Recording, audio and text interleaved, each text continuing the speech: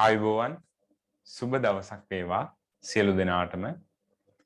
අද අපිට පටන් ගන්න තියෙන්නේ 2022 ප්‍රශ්න පත්‍ර පන්තියේ තුන්වෙනි ප්‍රශ්නයේ ඉඳන්. ඔයගොල්ලන්ට මෙන්න මේ ප්‍රශ්න පත්‍රය මම එවලා ඇති. ඒකේ රචනා ප්‍රශ්න 7ක් තියෙනවා. අද අපි තුන්වෙනි සහ හතරවෙනි ප්‍රශ්නේ ඉවර කරන්න තමයි හදන්නේ. right විවිධ අභියෝගාත්මක දවස් කීපයක් නෙමේ ශ්‍රී ලංකාවට ගෙවෙන්නේ. ආර්ථිකයේ විවිධ ගැටලු රාශියකට මුහුණ දීලා තියෙනවා. ඒ වගේම අපිත් ඒ ගැටලු වල හිර වෙලා අපිටත් ඒ ප්‍රශ්න ඒ ආකාරයෙන්ම දැනෙනවා. හරිද? ඉතින් ඔබටත් මම හිතනවා වෙනදා එදිනෙදා තිබ්බ ප්‍රශ්න වලට අමතරව මේ දවස්වල තවත් ප්‍රශ්න රාශියක් ඇති විසඳ ගන්න. හැබැයි මොන ප්‍රශ්නය විසඳ ගත්තත් මොන ප්‍රශ්නයට මුහුණ දුන්නත් ඔයා එක දෙයක් මතක තියාගන්න ඕනේ. තමයි ඔයාගේ උසස් පෙළ ඉලක්කය, ඔයාගේ අධ්‍යාපනය. මේ සියලුම අර්බුද වලින් ගොඩ එන්න නම්, තරමක් හරි ඔළුව උස්සන්න නම් ඔයාට සිද්ධ වෙනවා නිවැරදි අධ්‍යාපනයක් ලබා ගන්න. ඒ අධ්‍යාපනය නිසියාකාරයෙන් Tamanගේ අනාගතය සඳහා යොදවන්න. හරිද? නැත්නම් ඔයාට සිද්ධ වෙන්නේ තව තවත් මේ අර්බුදයේ තුලටම කිඳා බහැලා ඒ අර්බුදයේ තුලම නොපෙනී යන්න. ඒ නිසා හොඳට හිතන්න, මේ අර්බුදයෙන් ගොඩ එන්න තියෙන එකම ක්‍රමය තමයි අධ්‍යාපනය. මොකද දැන් මේ දවස්වල ඒ කියන්නේ ලොකුවට බිස්නස් එකක් පටන්ගෙන ගොඩ යන්න පුළුවන් තරම් මානසිකත්වයක් මිනිස්සුන්ගෙත් නැහැ. ගොඩ යන්න පුළුවන් වටපිටාවක් ඇත්තෙත් නැහැ. හරිද? ඒ නිසා ඔයාට සිද්ධ වෙනවා කුමන බාධකයේ හමුවේ වුණත්, කුමන ප්‍රශ්නයේ හමුවේ වුණත් Taman උත්සාහය කැපවීම අත් නොහැර ඒකාකාරී, ඒ කියන්නේ හැමදාම අඛණ්ඩව, ඒකාකාරී බව නෙමෙයි අතරම අඛණ්ඩව තමාගේ ගමන යන්න දවසට පැය 3ක් 4ක් 5ක් 6ක් වගේ දිගින් දිගටම පාඩම් කරන ප්‍රමාණය වැඩි කරලා Tamanගේ අනාගතය Tamanම ගොඩනගා ගන්න ඔයාට සිද්ධ වෙනවා. මොකද ඔයා දැනගන්න ඕනේ අධ්‍යාපනයේ වටිනාකම. අද මේ රටට මේ දේපත් වෙලා තියෙන්නේ, ඒ කියන්නේ මේ රට මේ තත්වයටපත් වෙලා තියෙන්නේ නිසි අධ්‍යාපනයක් නොමැති, නිසි බුද්ධියක් දැනුමක් නොමැති අදූරදර්ශී පාලකයෝ රට පාලනය කරපු නිසා. රට පාලනය කරන නිසා, දෙකම කරපු නිසා සහ කරන නිසා. ඉතින් අධ්‍යාපනය කියන දේ කොච්චර වටිනවද කියලා තේරෙන්නේ ඒ වගේ මෙන්න මේ වගේ අපි රටක් විදියට විශාල ආඝාතයකට වැටුණයින් පස්සේ. මොකද නිසි අධ්‍යාපනයක් තිබ්බනම්, නිසි බුද්ධියක් තිබ්බනම් ඔවුන්ට හැකි වෙනවා මේ ආර්ථිකය මනා ලෙස කළමනාකරණය කරන්න, ඕනම සාර්වාර්ථික බලවේගයකට මුහුණ දෙන්න. නමුත් Tamanගේ හිතුමතේට විවිධ දේවල් කළා, කිසිම දැනුමක් නැති, අධ්‍යාපනයක් නැති පාලකයෝ ටිකක් දැන් රට මේ තත්වයට ඇදලා දාලා තියෙනවා. ඉතින් අනාගතයටත් ওই දේ නොවෙන්න නම් ඔයාට සිද්ධ වෙනවා හරියට ඉගෙන ගන්න, හොඳ අධ්‍යාපනයක් ලබා ගන්න. එහෙනම් අපි පටන් ගමු 2022 රිවිෂන් පන්තියේ තුන්වෙනි ප්‍රශ්න පත්‍රය. තුන්වෙනි ප්‍රශ්නය.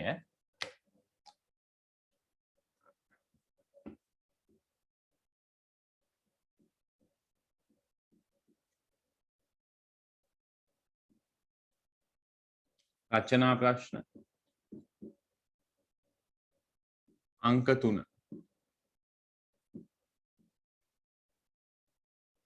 හරිද?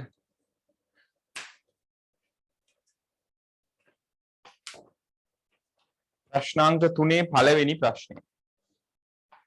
ස්වභාවික සම්පත් සංකල්පය අර්ථකථනය කර එහි වර්ගීකරණය උදාහරණයක් ඇසුරෙන් පැහැදිලි කරන්න. අනේ ඒක අපි කරානේ. දෙවෙනි ප්‍රශ්නේ කරලා තියෙන්නේ ඒක කලින් වීඩියෝ එකේ තියෙනවා හැමෝම ඒක බලන්න. ඒක බලලා මෙතනට එන්න. 3 නිදර්ශන යොදා ගනිමින් ආර්ථික නොවන භාණ්ඩයක් සහ ආර්ථික භාණ්ඩයක් අතර වෙනස පැහැදිලි කරන්න. මම මුලින්ම හැම ප්‍රශ්නකදීම මම ඔයාට පිළිතුරු ලියන ක්‍රමවේදයක් හඳුන්වා දෙනවා.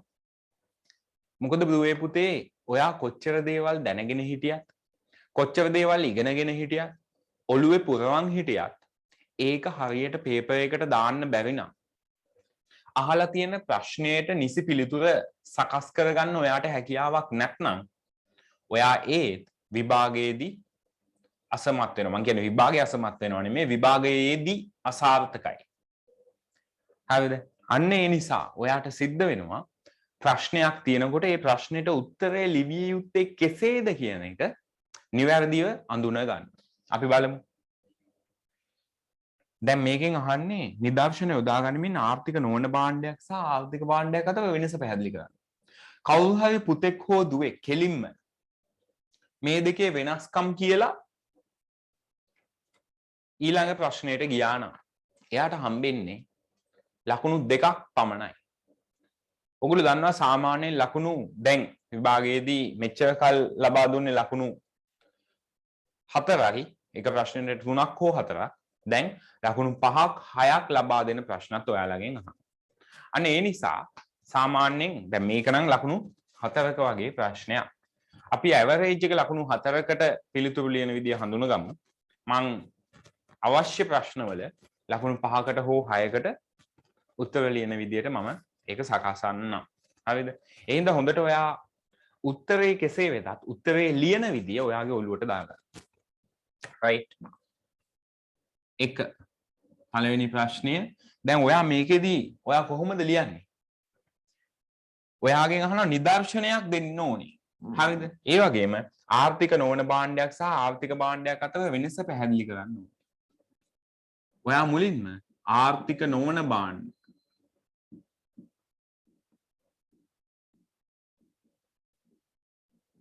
නිර්වචනය ලබා දෙන්න ඕනේ. හරිද? ඊට පස්සේ ඔයා ආර්ථික භාණ්ඩ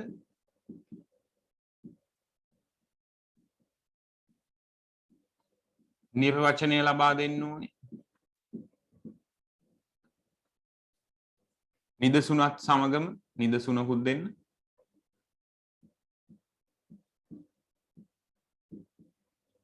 ඕකෙන් ඔයා ලකුණු දෙකක් මේකට එක ලකුණයි මේකට එක ලකුණයි ලකුණු දෙකක් ලබාගෙන ඉවරයි.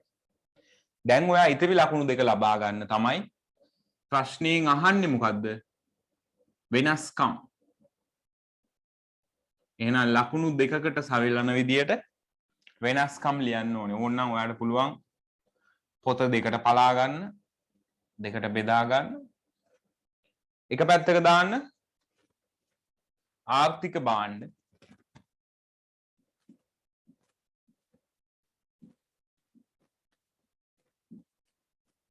අනිත් පැත්තේ ආර්ථික නොවන භාණ්ඩ.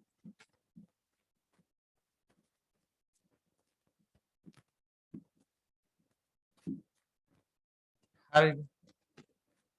මේකේ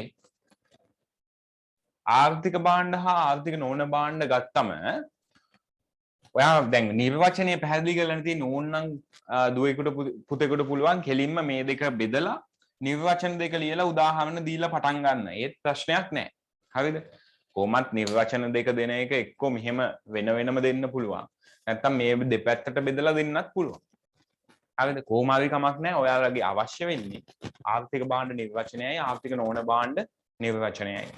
ඊට පස්සේ අපිට ගන්න සිද්ධ වෙනවා ලක්ෂණ.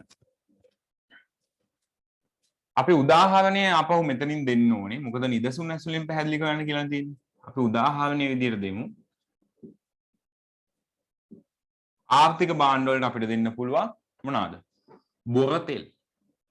පෙට්‍රල් ගමු. පෙට්‍රල්. මේ දවස්වල ගොඩාක් කතා වෙන පෙට්‍රල් ඩීසල් කියන්නේ දවසට මිලියන ගණනක් කතා වෙන මාතෘකා. ආර්ථික නොවන භාණ්ඩ වලට උදාහරණය මොකද්ද? හිරු එළිය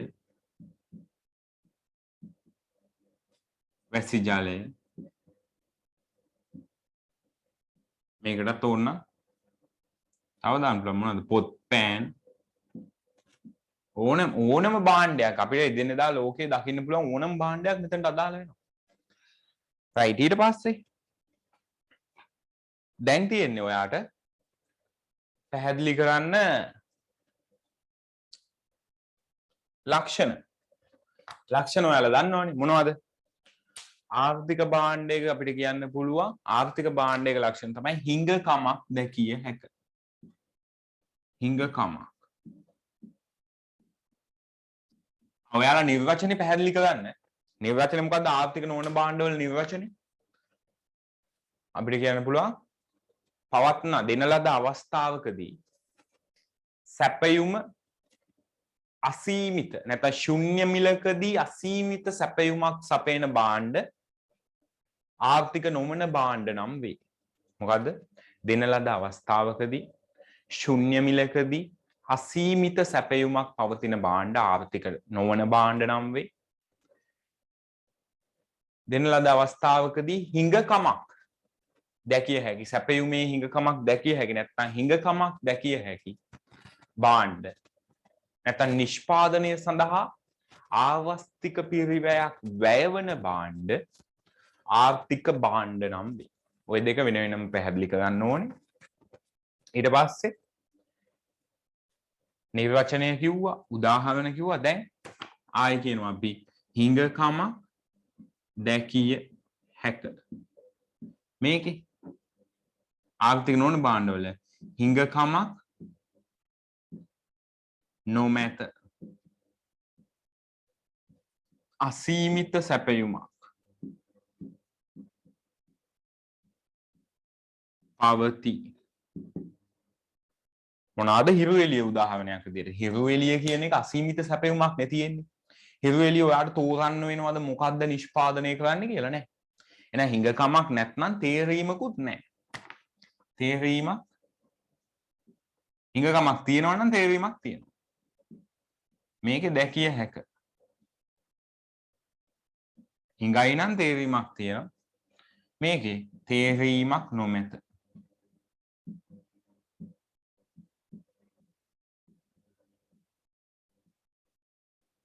තේරීමක් දැකිය හැක තේරීමක් නැත.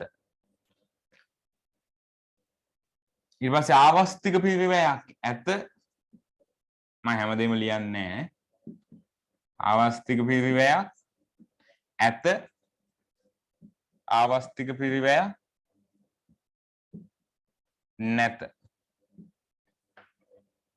හරිද? තව මොනවද තියෙන්නේ? නිෂ්පාදන පිරිවැයක්. නිෂ්පාදන පිරිවැයක් ඇත. නෑ ඔව් ආර්ථික භාණ්ඩවල දැන් පෙට්‍රල් ඩීසල් පෑන් පොත් බ්‍රෙසිල් බෝඩ් මාකපෙන් ඕන එකකට නිෂ්පාදන පිරිවැයක් තියෙනවා.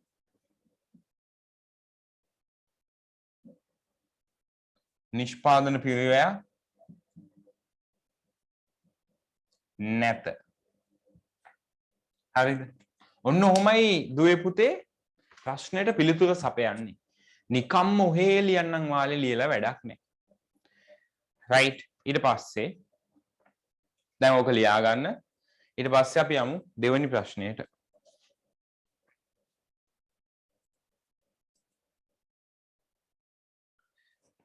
රයිට් ඊළඟ ප්‍රශ්නය අපිට දෙවෙනි ප්‍රශ්නෙට යන්න තියෙන්නේ.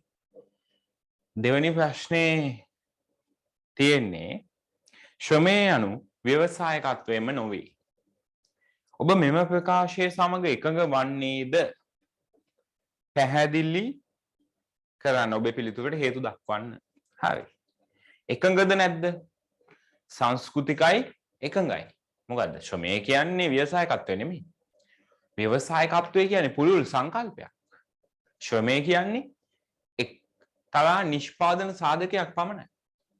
හරි. ව්‍යවසායකත්වය තමයි නිෂ්පාදනය සංවිධානය කරන්නේ. හරිද? ව්‍යවසායකත්වය තමයි ඒ කියන්නේ නිෂ්පාදන සම්පත් ටික එකතු කරලා නිෂ්පාදනය ආරම්භ කරන්නේ කවුද? ව්‍යවසායකත්වය. ඊට පස්සේ ව්‍යාපාරය පිළිබඳව තීරණ ගන්නේ කවුද? ව්‍යවසායකත්වය. ශ්‍රමය මොකද කරන්නේ? ඒ තීරණය අනුගමනය කරන එක විතරයි එයා කරන්නේ. ඊට පස්සේ නවෝත්පාදනය සිද්ධ කරන්නේ කවුද? අවදානම් දරමින් නවෝත්පාදන කටයුතු සිදු කරන්නේ ව්‍යවසායකත්වය. ශ්‍රමය කරන්නේ ඒ නවෝත්පාදනයේ ව්‍යවසායකයා නවෝත්පාදනය කරපු දේ නැත්නම් ව්‍යාපාරයේ ක්‍රියාවලිය කරගෙන යන්න උදව් කරන එක තමයි කරන්නේ ශ්‍රමය. එතකොට ව්‍යවසායකත්වය තමයි තනිකර අවදානම දරන්නේ. මුළු ව්‍යාපාරයම නැත්නම් අර සිද්ධ කරපු නවෝත්පාදනයම ආපහු අඩාල වෙයිද? නැත්නම් ඒක සාර්ථක වෙයිද? ඒක මාකට් එකට දාලා බලලා ඒ රිස්ක් එක අරගෙන ඒ අවදානම අරගෙන එයා ඒක වැඩේ පටන් ගන්න. නමුත් ශ්‍රමය කරන්නේ වැටුපකට අවදානමක ඉතා සුළු අවදානමකට Tamanගේ රැකියාව සිදු කරන එක තමයි ශ්‍රමය කරන්නේ. ඒතකොට ශ්‍රමය කියන්නේ ව්‍යවසායකත්වය නෙමෙයි. පැහැදිලි කරමු.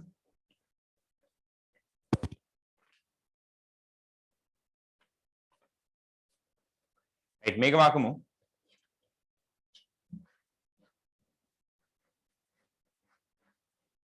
ශ්‍රමය යනු ව්‍යවසායකත්වය නොවේ. ශ්‍රමයට වඩා ඉතා පුළුල් සංකල්පයක් තමයි ව්‍යවසායකත්වය.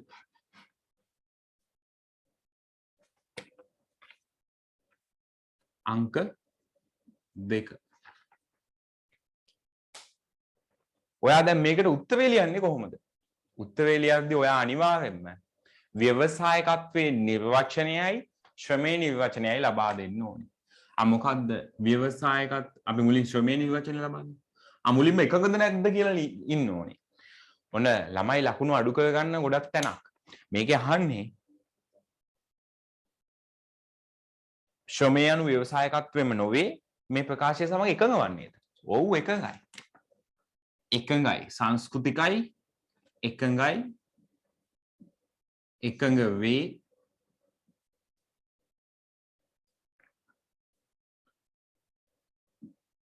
ශ්‍රමය නැත්නම් ව්‍යවසායකත්වය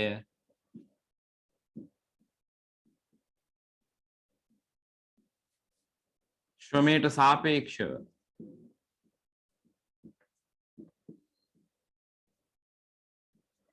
පුළුල් වැදගත් සංකල්පයකි. ඔන්න උත්තරේ ලියන විදිය හොඳේ. උත්තරේ නිකම්ම ලියන්නේ නැහැ අපි. අපි පොඩ්ඩක් ලස්සනට උත්තරේ දෙන්න ඕනේ. එතකොට තමයි බලන එක්කෙනාට වාට ලකුණු ටික ගන්නට දෙන්න හිතෙන්නේ. ඡේදයක් වැඩිම රූල් 3යි. හැමදේම පැහැදිලිව. ඔන්න දැන් ඊට පස්සේ අපි කියනවා නිර්වචනය. ඔයාලා ලියන්න ඕනේ ව්‍යවසායකත්වයේ නිර්වචනය. නැත්නම් ශ්‍රමයේ නිර්වචනය මුලින් ලියන්නේ. මොකද ව්‍යවසායකත්වයෙන් පැහැදිලි කරන්න තියෙන්නේ. ශ්‍රමයේ නිර්වචනය. මම ඒවා පහුලියන්නේ නැහැ. මොකද ශ්‍රමයේ නිර්වචනය? භාණ්ඩ හා සේවා නිෂ්පාදනය සඳහා යොදා ගන්නු ලබන කායික සහ මානසික ප්‍රයත්නයන්. ඔන්න ඒක මේ දෙවෙනි පොයින්ට් එක. මේක එක. ඊට පස්සේ ව්‍යවසායකත්වයේ නිර්වචනය.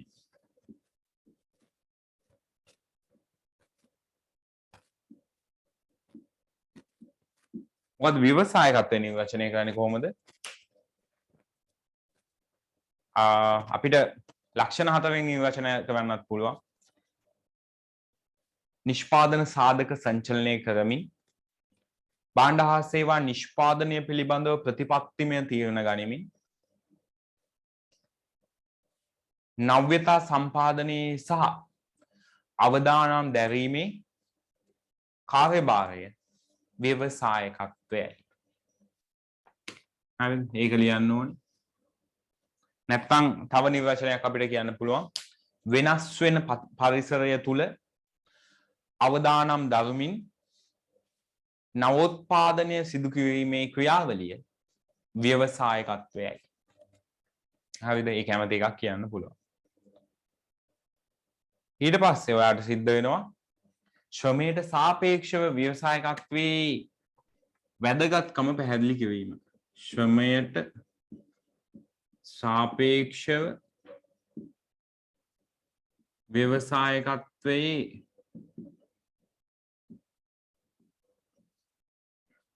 වැදගත්කම පැහැදිලි කිරීම.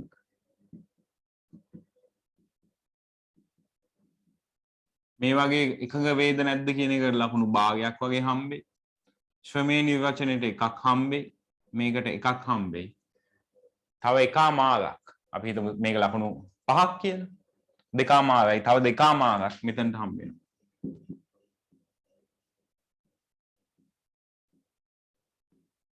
කොහොමද ඒක කියන්නේ?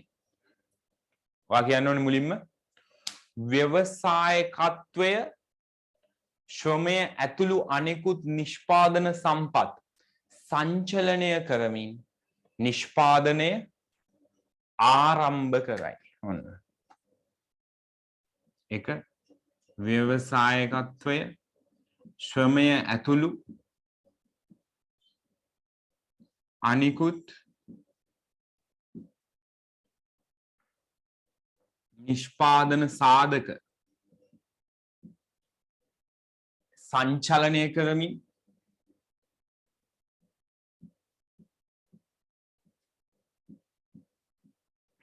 නිෂ්පාදනය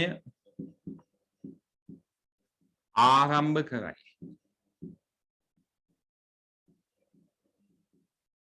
දෙක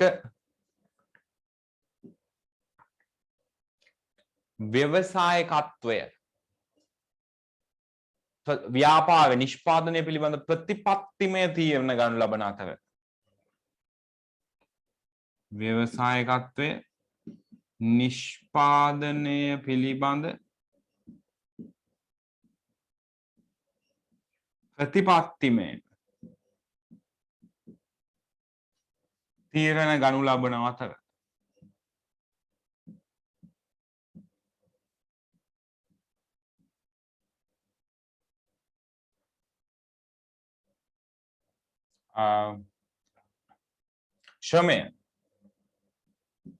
ශ්‍රමය එම තීරණ ක්‍රියාත්මක කරයි. එම නැත්නම් එම තීරණ අනුගමනය කරයි. එම තීරණ අනුගමනය කිරීම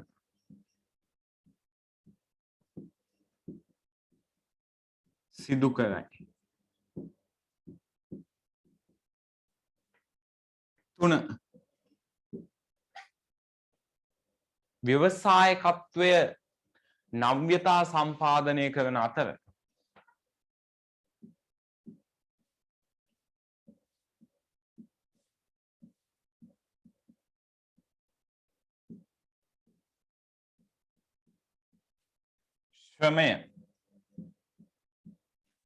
ශ්‍රමය මොකද කරන්නේ?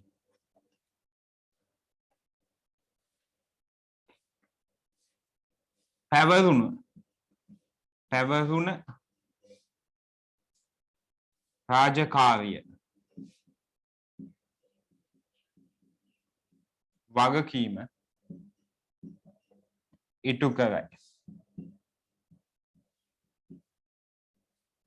හරිද? ඒ කියන්නේ ජොබ් ඩිස්ක්‍රිප්ෂන් එකේ තියෙන එක තමයි එයා කරන්නේ. ඊට පස්සේ 4 ව්‍යවසායකත්වය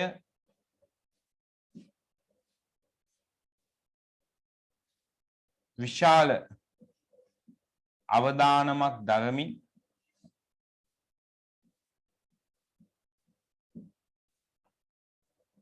කටයුතු සිදු කරන අතර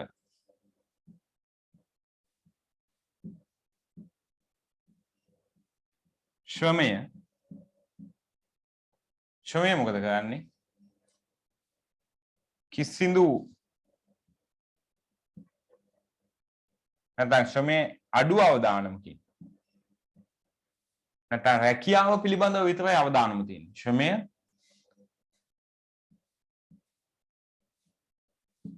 රැකියාව පිළිබඳ පමණක් ඇති සුළු අවදානම් තත්වයක් දරයි.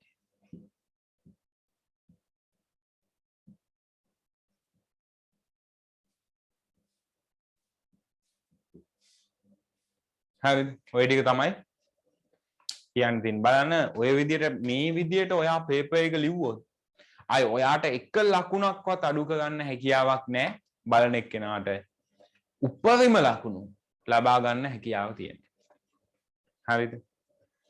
ලියා ගන්න මම පොඩ්ඩක් දෙන්න.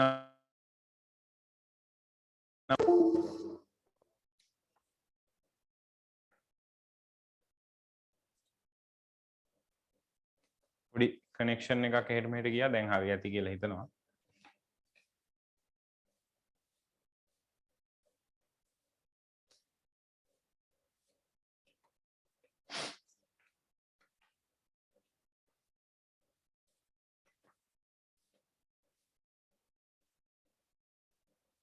දැන් ඔය ලිව්ව කරුණු කාරණා වලට මේ ලිව්ව කරුණු වලට තව මේකේ ලකුණු 2.5ක් හම්බ වෙනවා. එතකොට මම හිතන්නේ මේ දෙකක් ඇති අනිත් දෙක අමතරව තමයි මම දුන්නේ. අපි හරියටම දන්නේ නැහැ නේ. ඒ හින්දා අපිට සිද්ධ වෙනවා පොඩ්ඩක් වැඩිපුර චුට්ටක් ලියන්න. නැත්තම් ඔයාට ලැබෙන්න තියෙන ලකුණු අහිමි වෙලා යනවනේ. ඒ හින්දා පොඩ්ඩක් තමන්ගේ ප්‍රශ්නේ අහලා තියෙන ගානටම නැතුව පේපර් එකේ ප්‍රශ්නේ අහලා තියෙන ලකුණු ගානටම ලියලා යන්න එපා. මොකද ඔයා ලියන උත්තර සියල්ල හරියනවා කියලා අපිට තහවුරු කරන්න බෑනේ. ඒ නිසා ඔයා පොඩ්ඩක් වැඩිපුර ලියන්න. රයිට්. අපි යන් ඊළඟ ප්‍රශ්නෙට. මොකක්ද ඊළඟ ප්‍රශ්නේ? ආවස්තික පිරිවැය සංකල්පය පැහැදිලි කර ආවස්තික පිරිවැය හිඟකම පිළිබඳ ප්‍රශ්නයට සම්බන්ධ වන්නේ කෙසේද? හරිම ලේසි ප්‍රශ්නයක්. වැඩි ලියන්න දෙයක් නෑ මට නම්.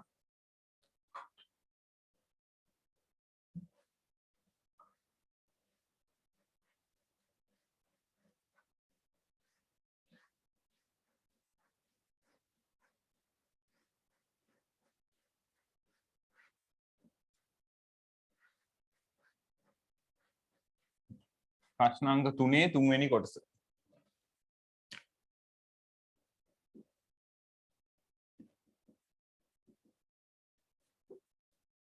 තුනේ. රයිට්. මොකක්ද අහන්නේ? ආවස්තික පිරිවැය යන සංකල්පය පැහැදිලි කරන්න. ඊට පස්සේ තේරීමේ ආවස්තික පිරිවැය හිඟකම් පිළිබඳ ප්‍රශ්නයට සම්බන්ධ වන්නේ කෙසේද? ලියන ආවස්තික පිරිවැය නිර්වචනය. මුලින්ම ඔයා ලියන්නේ කොහොමද මේකේ? මේක ලියද්දි මේක නම් සාමාන්‍ය ලකුණු 3ක වගේ ප්‍රශ්නයක්. හරිද? 3 ප්‍රශ්න අංක 3 තුන්වෙනි කොටස ලකුණු 3ක වගේ ප්‍රශ්නයක්. අපි කෝකටත් ලකුණු 4කට ලියමුකෝ වැඩේ ඉවරයි. එහෙනම් පළවෙනි ලකුණ.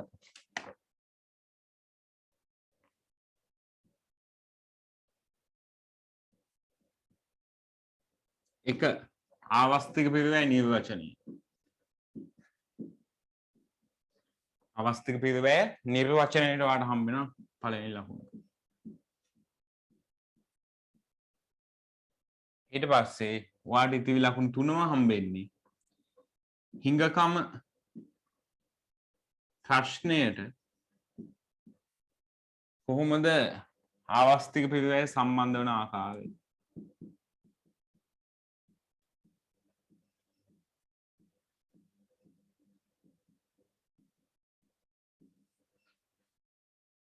අවස්තික පිරිවැය නිර්වචනය කරන්න බලන්න. තේරීමක් වෙනුවෙන් කැප කරන ඊළඟ හොඳම විකල්පයේ මූර්ත වටිනාකම ආවස්තික පිරිවැයයි. තේරීමක් වෙනුවෙන් කැප කරන ඊළඟ හොඳම විකල්පයේ මූර්ත වටිනාකම ආවස්තික පිරිවැයයි. ඊට පස්සේ තව අපිට කියන්න පුළුවන් එය ආත්මගත සංකල්පයක නිර්වචනය කියලා තව අමතර කරුණු එකක් දෙකක් ලියන්න. ආත්මගත සංකල්පයකි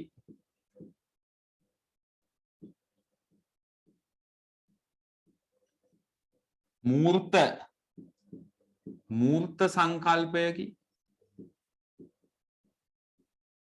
තව එකක් ලිව්වොත් ලියන්න පුළුවන් ආත්මගතයි මූර්තයි එය තේරීම කරන්නාට පමණක් නොව බාහිර සමාජයටද බලපායි. ඒ තුන ඔන්න ලියන්න පුළුවන් ආවස්තික පිරිවැය සම්බන්ධයෙන් අවධාරණය කරන අනිකුත් කරුණු තමයි. ඊට පස්සේ හිඟකම ප්‍රශ්නයට ආවස්තික පිරිවැය සම්බන්ධ වෙන ආකාරය. කොහොමද හිඟකම ප්‍රශ්නයට මෙන්න මේ ප්‍රශ්නයට ආවස්තික පිරිවැය සම්බන්ධ වෙන්නේ? අපි දන්නවනේ ඔයා මුලින්ම ලියන්න ඕනේ මෙහෙම. අසීමිත වුවමනා. right? අසීමිත වුවමනා සහ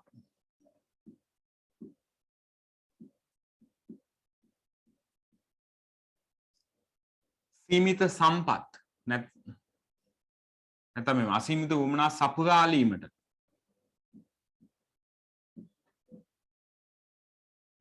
පවත්නා සම්පත් ප්‍රමාණවත් නොවීම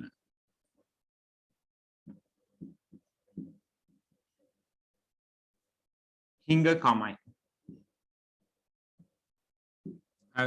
ඔන්න එකක් ලිව්වා. මේකට ලකුණු එකක් වගේ හම්බ. ඊට පස්සේ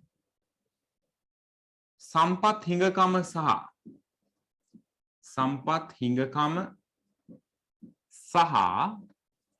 එම හිඟ සම්පත් වල විකල්ප ප්‍රයෝජන පැවතීම නිසා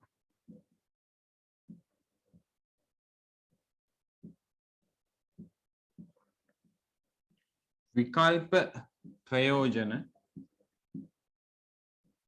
පැවතීම නිසා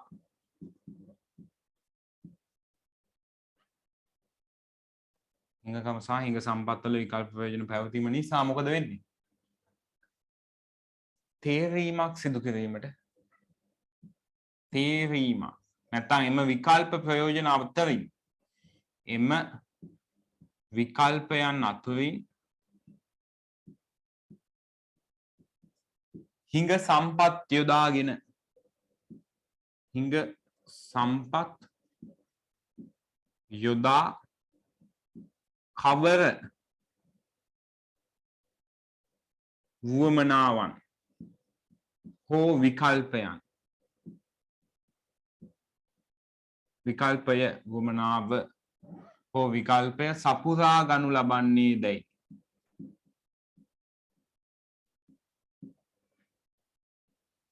තේරීම් කිරීමට සිදුවේ.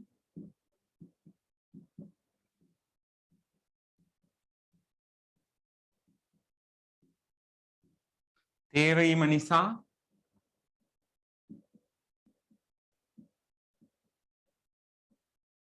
කැපකිරීමට සිදුවන තේරීම නිසා කැපකිරීමට සිදුවන ඊළඟ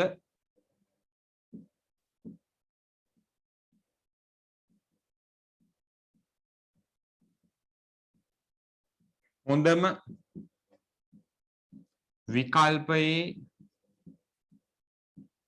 වටිනාකම ආවස්තික පිරිවැය නම් වේ. මේ ආකාරයෙන් අන්තිමට ලියන්න මේ ආකාරයෙන් ආවස්තික පිරිවැය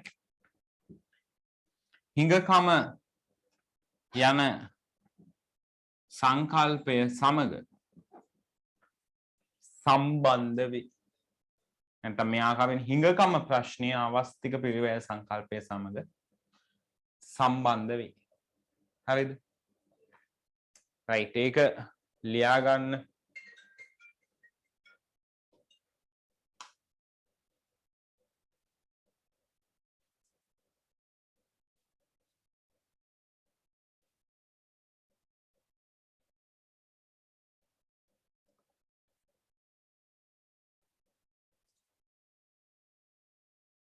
ඊළඟ ප්‍රශ්නය ප්‍රශ්න අංක 4. පහත දෑ නිෂ්පාදන හැකියාව මානව වක්‍ර ඇසුරින් නිරූපණය කරන්න. දැන් අපි කරන පාඩම.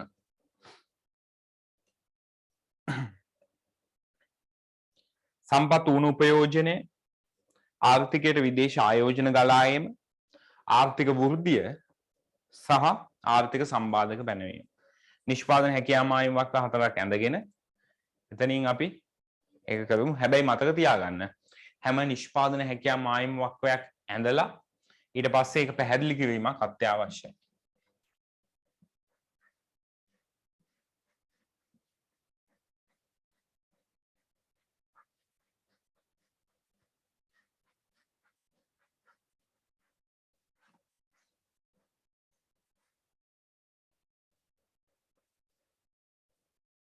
right. පළවෙනි එක සම්පත් ඌන උපයෝජනය.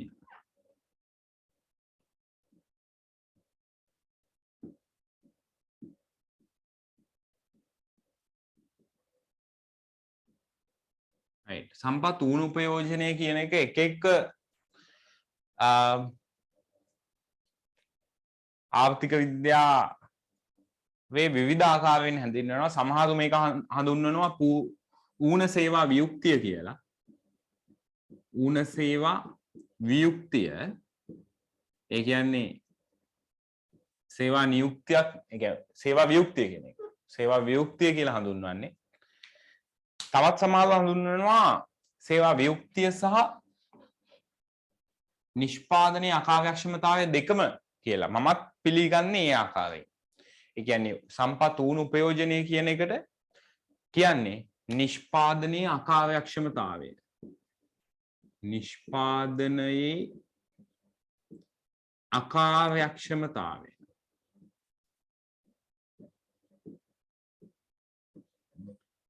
හරිද? එතකොට මේකට හේතු දෙකක් තියෙනවා. එකක් තමයි සේවා වියුක්තිය.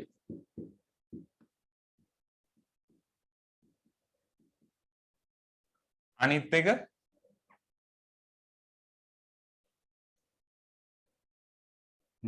අකාර්යක්ෂමතාවය.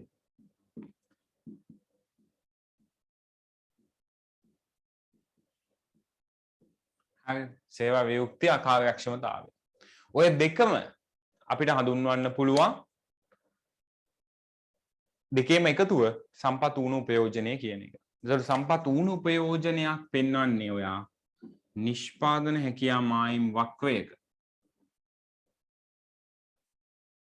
ඇතුළත ලක්ෂයකි. අපිට නිකම්ම කියන්නේ සම්පත් ඌන උපයෝජනයනේ. එතකොට මෙන්න මේ A ලක්ෂයෙන් ඔයාලා ලියන්න ඕනේ. ඔහොම ලියලා මෙතන මේවා නම් කරන්න ඕනේ. මේක PPC හරි නිෂ්පාදන හැකියාව මායිම් වක්‍රය කියලා හරි දාන්න ඕනේ. මෙතන production possibility curve කියන එක තමයි මෙතනින් පැහැදිලි කරන්නේ. PPC කියලා කියන්නේ නිෂ්පාදන හැකියාව මායිම් වක්‍රය. ඊට පස්සේ මෙතන x භාණ්ඩය, මෙතන y භාණ්ඩය,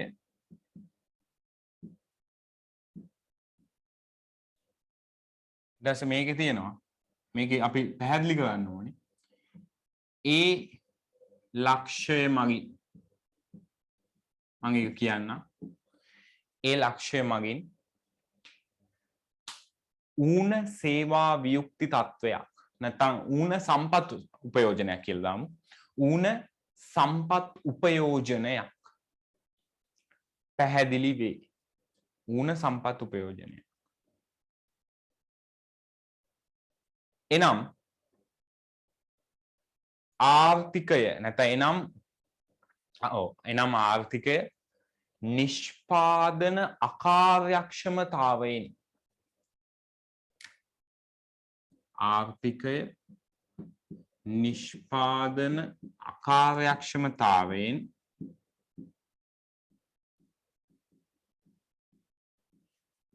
කටයුතු කරන තත්වයකි.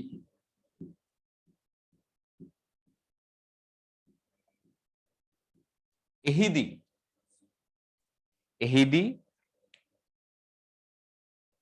ආර්ථිකය තම විභව නිමවුම නිෂ්පාදනය කිරීමට අපොහොසත් වේ. ඒකත් ලියන්න. එහිදී ආර්ථිකය තම විභව නිමවුම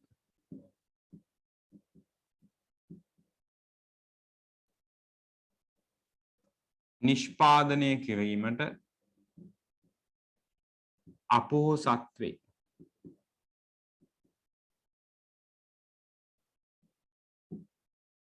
අපොහොසත්වේ. එනම් නිෂ්පාදන හැකියා මායිම් වක්වය තුල පිහිටි එනම් නිෂ්පාදන හැකියා මායිම් වක්වය තුල පිහිටි ලක්ෂයක ඒ ලක්ෂයක බලන්න ඇතුළේ යන්නේ ඒ වැනි කටයුතු කරයි.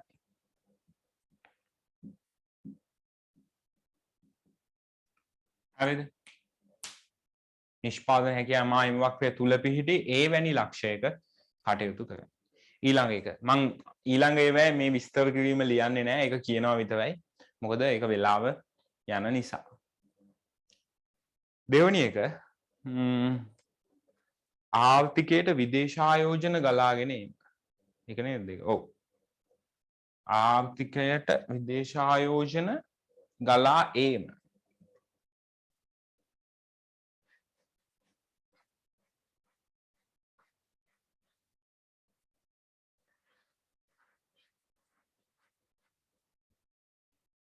B කලින් එක A මේක B විදේශ ආයෝජන ගලා ඒම විදේශයන්ගෙන් ආයෝජන ගලාගෙන එන නිසා ආර්ථිකයේ නිෂ්පාදන හැකියාව මොකද වෙන්නේ? වර්ධනය වෙනවා.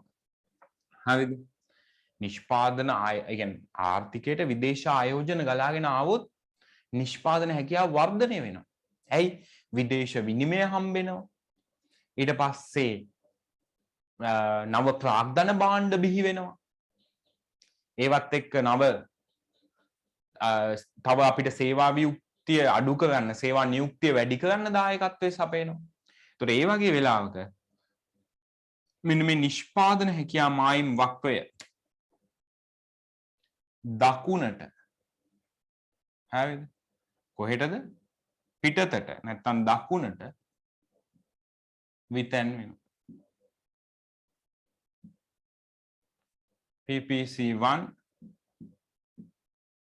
මේක මේ PPC2 දකුණට විතැන් වෙනවා. ඒ නිසා ආර්ථිකයේ නිෂ්පාදන හැකියාව වර්ධනය වෙනවා. මෙහෙම ලියන්න එතනින් මේක ඇඳගත්තා. ඊට පස්සේ ලියන්න ආර්ථිකයට නව විදේශායෝජන ගලාගෙන ඒම නිසා ආර්ථිකයට නව විදේශායෝජන ගලාගෙන ඒම නිසා ආර්ථිකයේ නිෂ්පාදන හැකියාව වර්ධනය වේ.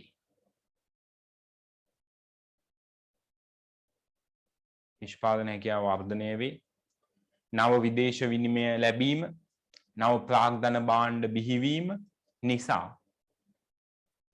නිෂ්පාදන හැකියාව පුළුල් වේ. ආර්ථිකයට විදේශායෝජන ගලාගෙන ඒම නිසා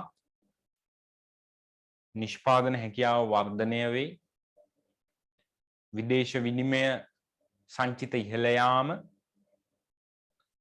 නව ප්‍රාග්ධන භාණ්ඩ බිහිවීම ආදී කටයුතු නිසා නිෂ්පාදන හැකියාව පුළුල් වේ. එනම් පවතින නිෂ්පාදන හැකියා මායිම් වක්‍රය PPC1 සිට PPC2 දක්වා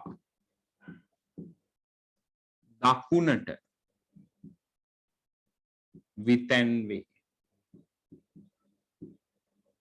ඇයි? නිෂ්පාදන හැකියාව පුළුල් වෙනවා කොහොමද?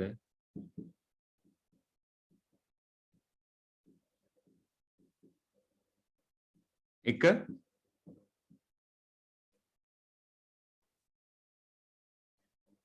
ප්‍රාග්ධන භාණ්ඩ, නව ප්‍රාග්ධන භාණ්ඩ බිහි වෙනවා. මොකද ඔයගොල්ලෝ දන්නවා ආයෝජනයේ ප්‍රතිඵල අවසාන ප්‍රතිඵලයේ ප්‍රාග්ධන භාණ්ඩ. ඊට පස්සේ විදේශ විනිමය ඉහළ යනවා.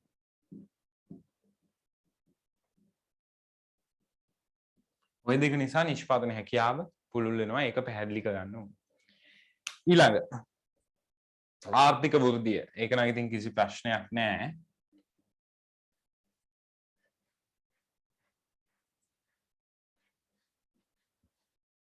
ඒකත් ඉතින් මේ වගේමනේ. මේ වගේමයි. හැබැයි අපිට පොඩි වර්ෂයක් දැම්මා නම් හොඳයි. කාලයක් සමග 2020 2025. හරිද? එතකොට මොකද ආර්ථික වෘද්ධිය කියන්නේ?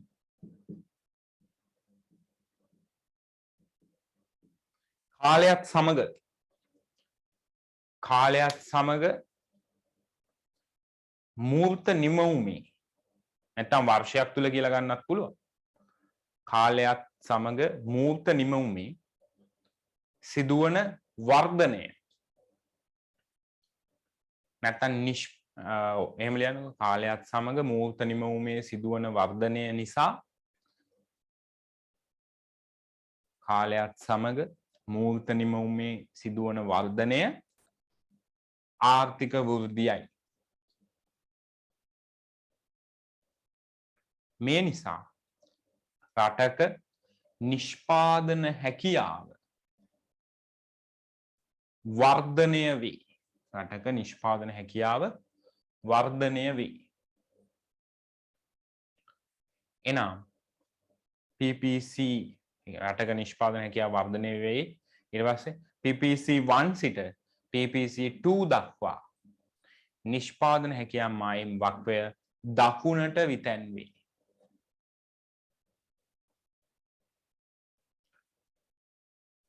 PPC 1 සිට PPC 2 දක්වා නිෂ්පාදන හැකියාව මායිම දකුණට විතැන්වේ. ඇයි?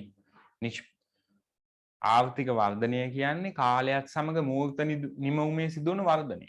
මූර්ත නිමවුම වර්ධනය නිසා නිෂ්පාදන හැකියාව වැඩි වෙනවා. නිෂ්පාදන හැකියාව මායිම වක්‍රය දකුණට විතැන්වේ.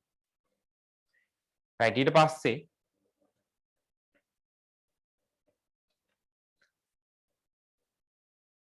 තව එකක් තියෙනවා ආර්ථික සම්බාධක පැනවීම.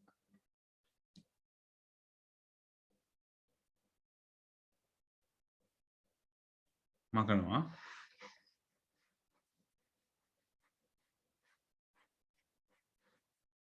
රයිට්. ආර්ථික සම්බාධක පැනවීම ආකාර දෙකක් තියෙනවා. දැන් මේකේ කියන්නේ නැහැනේ මොන ආකාරයකද කියලා. ඒතකොට අපි මේ දෙකෙන් කැමති එකක් ඇඳලා පැහැදිලි කිරීම හරියට කරා නම් හරි. හරිද? එකක් තමයි ආර්ථික සම්බාධක පැනවීම. සම්බාධක පැනවීම හේතුවෙන් කෙටි කාලීන රයිට්. කෙටි කාලීනව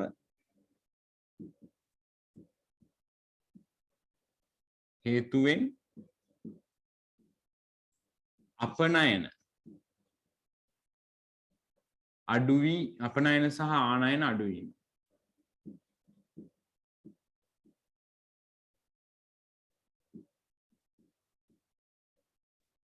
අනිත් එක සම්බාධක පැනවීම හේතුවෙන් දීර්ඝකාලීනව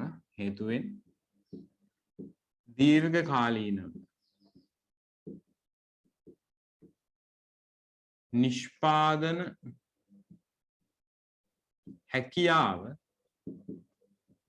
අඩාල වීම. නිෂ්පාදන හැකියාව අඩාල වීම. එතකොට සම්බාධක පැනවීම හේතුවෙන් කෙටි කාලීනව ලොකු ඉම්පැක්ට් එකක් නැහැ. එතකොට මෙහෙම අපි අඳිනවා PPC එක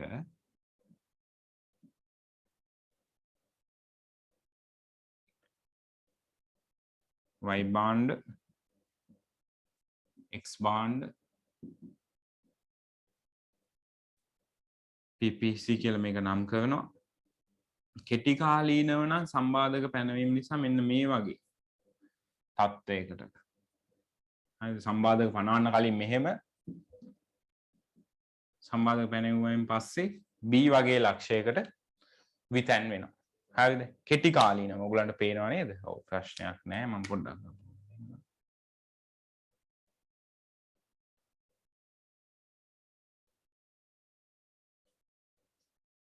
හරිද? එතකොට ලියන්න මෙහෙම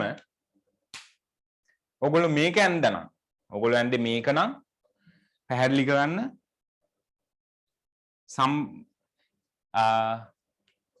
මේක මකන්න වෙනවානේ අපිට මේක විදේශ ආයෝජන කලාවෙම නෙමෙයි ආර්ථික සම්බාධක පැනවීම D ඒකෙදි ලියන්න වෙනවා ආර්ථික සම්බාධක පැනවීම හේතුවෙන් කෙටි කාලීනව ආනයන සහ අපනයන අධෛර්යමත් වීම නිසා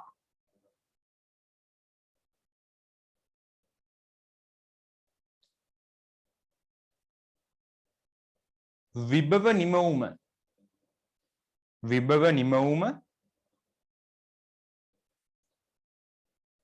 ට වඩා අඩු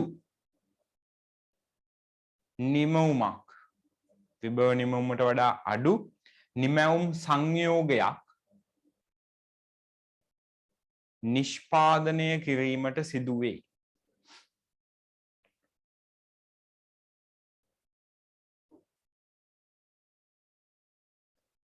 එම නිසා ආර්ථික A වැනි ලක්ෂයක සිට B වැනි ලක්ෂයක් කරා නිෂ්පාදන හැකියා මායිම් වක්‍රය තුලට නිෂ්පාදන ලක්ෂය විතැන්වේ. හරිද? නිෂ්පාදන ලක්ෂය විතැන්වෙන. හේතුව තමයි කෙටි කාලීන සම්බාධක පැනවීම හේතුවෙන් ආර්ථිකයේ නිෂ්පාදන හැකියාවට ප්‍රශ්නයක් වෙන්නේ නැහැ. නමුත් නිෂ්පාදන නිමවුම නිෂ්පාදන හැකියාවේ ඉඳන් නිෂ්පාදන හැකියා මායිම් වක්‍රය තුල තැනක තමයි කටයුතු කරන්නේ. ඊට පස්සේ සම්බාධක පැනවීම හේතුවෙන් දීර්ඝකාලීනව නිෂ්පාදන හැකියාව අඩාල වීම මේ සම්බාධක දිගින් දිගටම මේ කෙටි කාලීනවනේ මේ සම්බාධක දිගින් දිගටම අඛණ්ඩව පැවතියොත් අපිට අමුද්‍රව්‍ය ගෙන්න ගන්න හම්බෙන්නේ නැහැ. ඊට පස්සේ අපි අපනයන කවුරුත් ගන්නෙ නැහැ. අපිට තෙල් හරිද? ඒ කියන්නේ පෙට්‍රල් ඩීසල් බොර තෙල් ගන්න විදියක් නැහැ. මොන ඔය වගේ ප්‍රශ්න නිසා දීර්ඝ කාලීනව නම් සම්බාධක අපිට ලොකුවට බලපානවා. මෙන්න මේ වගේ PPC 1 සිට PPC 2 වැනි ලක්ෂයක් දක්වා මේ කියන්නේ 2 වැනි වක්‍රයක් දක්වා නිෂ්පාදන හැකියා මායිම් වක්‍රය වමට විතැන්වෙනවා.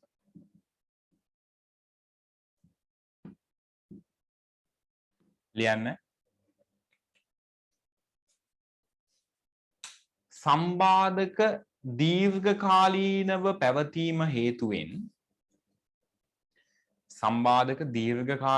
පැවතීම හේතුවෙන් රටේ නිෂ්පාදන හැකියාවට තර්ජනයක් සිදුවේ.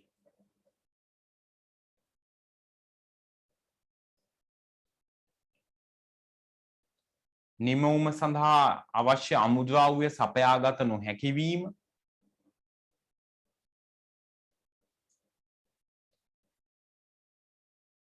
පවත්නා තාක්ෂණයේ යල් පැනීම සහ නව තාක්ෂණය ගලා නොයීම වැනි කරුණු නිසා නිෂ්පාදන හැකියා මායිම් වක්‍රය PPC 1 සිට PPC 2 දක්වා වමට විතැන්වේ.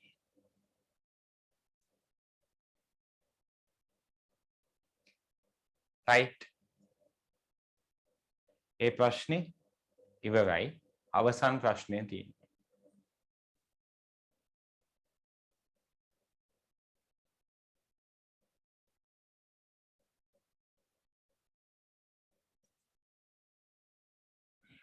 අවසන් ප්‍රශ්නය සමාජීය වෙළඳපොළ ආර්ථික පද්ධතියක සමාජ සාධාරණත්වය තහවුරු කිරීම සඳහා ගනු ලබන ක්‍රියාමාර්ග කවරේද?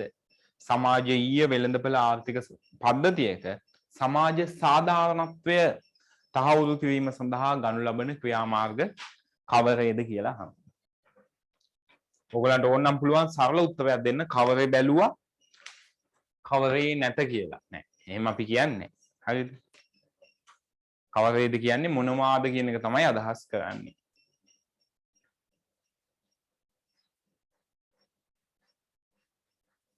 සමාජීය වෙළඳපළ ආර්ථික පද්ධතිය. මොකද්ද සමාජීය වෙළඳපළ ආර්ථික පද්ධතියක් කියලා කියන්නේ? අපි ඒක මේ ළඟදී කතා කරා. ඒ පිළිබඳ හොඳ විස්තරයක් බලන්න ඕන නම් ඒ වීඩියෝ එක බලන්න. මම දැන්ට කෙටියෙන් පැහැදිලි කරන්න. සමාජීය වෙළඳපළ ආර්ථිකය මේකේ මොකක්ද? සමාජ සාධාරණත්වය දැඩිව අවධාරණය කෙරෙන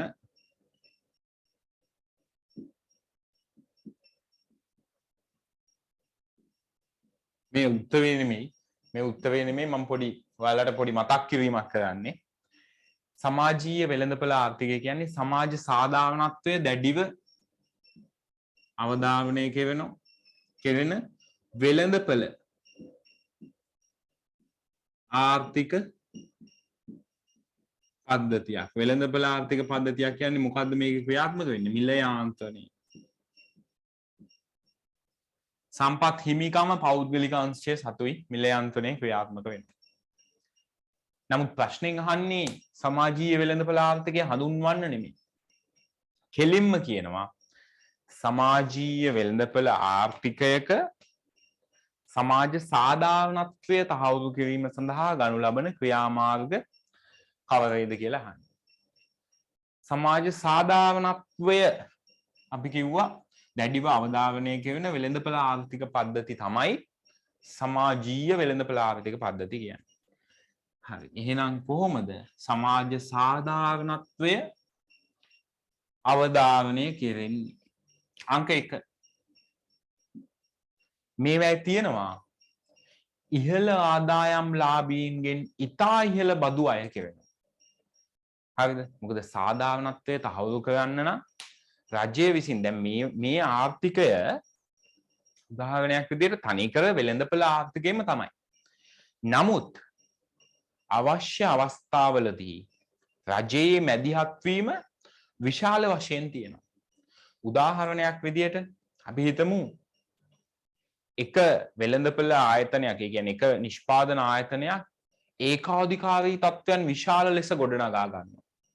ඒ වගේ අවස්ථාවකට අග්ගාල වෙළඳපළට රජය මැදිහත් වෙලා ඒ ඒකාධිකාරී තත්ත්වය නැති කරලා දානවා. ඊට පස්සේ මේකේ සාධාරණ තරඟකාරීත්වය ප්‍රවර්ධනය කරනවා.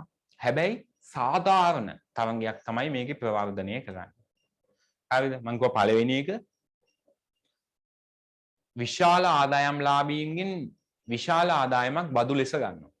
ඒ කියන්නේ අනුක්‍රමික බදු ප්‍රතිපත්තියක් ක්‍රියාත්මක කරනවා. ඒකෙන් සමාජ සාධාරණත්වය මොකද වෙන්නේ? තහවුරු වෙනවා.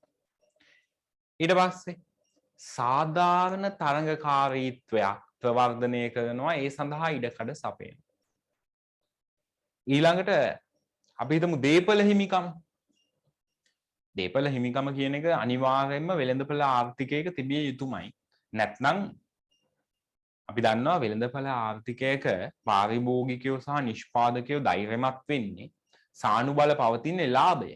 ඒගොල්ලෝ කටයුතු කරන්නේ ස්වාර්ථය මත. හදිස්සියවත් දීපල හිමිකම තහවුරු කරේ නැත්නම් රජයෙන් අන්න එතනදී වංචා දූෂණ වගේ දේවල් සිද්ධ වෙන්න පුළුවන්. ඒ නිසා රජයෙන් කරන්නේ මොකද්ද?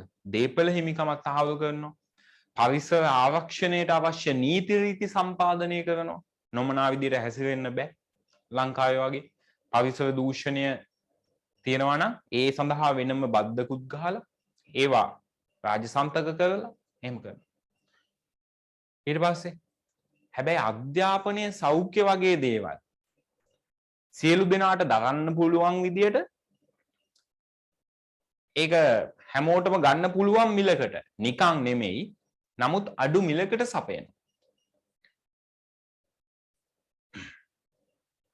ඊට පස්සේ වෙළඳපොළ නිදහස සහ තේරීමේ නිදහස ආරක්ෂා කරනවා.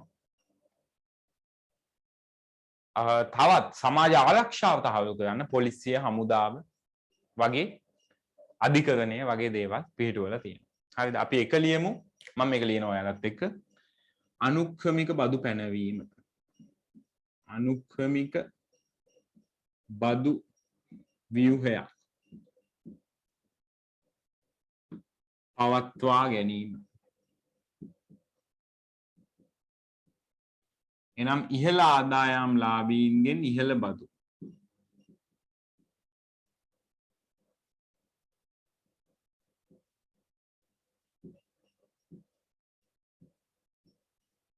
දෙක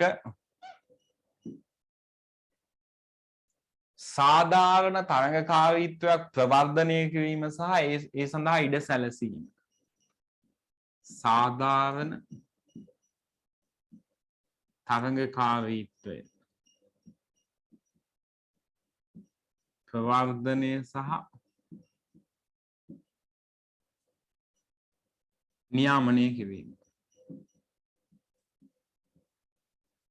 3 අපිට ලියන්න පුළුවන් දේපල හිමිකම තහවුරු කිරීම සහ පරිසර ආරක්ෂණය සඳහා අවශ්‍ය නීති රීති සම්පාදනය කිරීම.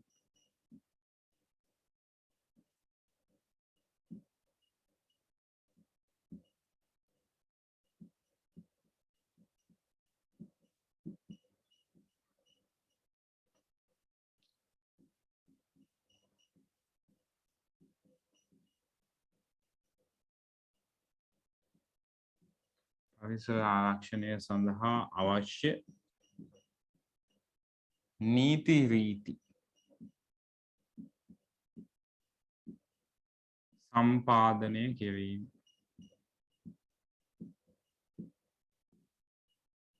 හතර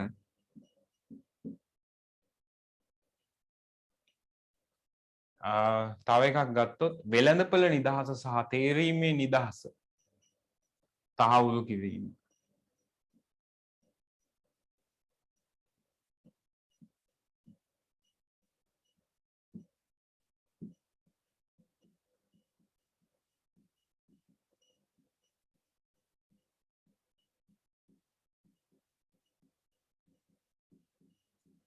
ඊට පස්සේ 5 ඒකාධිකාරී තත්වයන්. ඒකාධිකාරී තත්වයන් වෙළඳපොළ තත්වයන් ඒකාධිකාරී වෙළඳපොළ තත්වයන් පාලනය කිරීම සහ මැඩ පැවැත්වීම.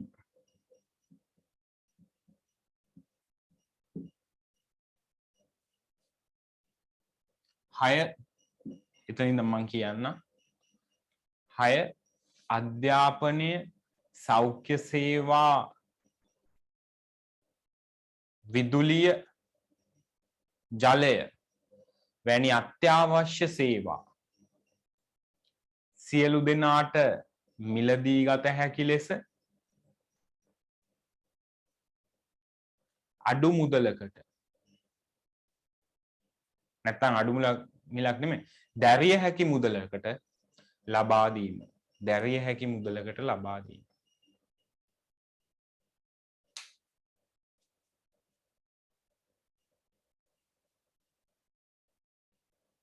අධ්‍යාපනය සෞඛ්‍ය ජලය විදුලිය වැනි අත්‍යවශ්‍ය සේවාවන් සියලු දෙනාට මිලදී ගන්න දැරිය හැකි මිලකට ලබා දීම.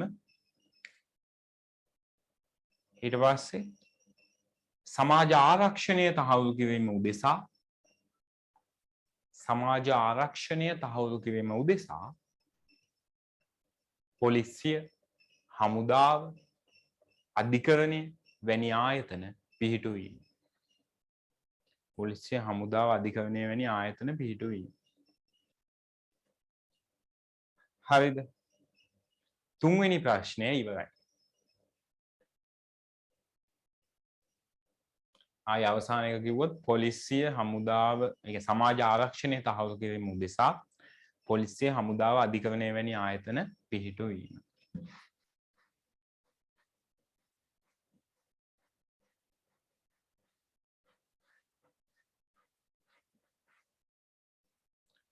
හතරවෙනි ප්‍රශ්නය මෙහෙම ඉවර කරලා දාමු.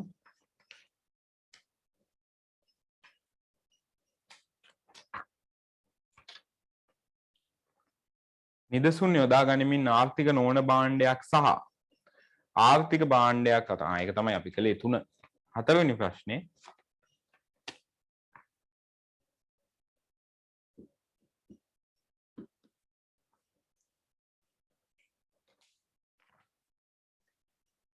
ආර්ථික නොවන භාණ්ඩ හා පොදු භාණ්ඩ අතර වෙනස පැහැදිලි කරන්න. ආර්ථික නොවන භාණ්ඩ සහ පොදු භාණ්ඩ අතර වෙනස. right ඒකෙදි මම පොඩ්ඩක් කියලා ඉන්නම්. ගන්න පේපර් එකේ හතරවෙනි ප්‍රශ්නේ ඉක්මනට ආර්ථික නොවන භාණ්ඩ සහ පොදු භාණ්ඩ අතර වෙනස.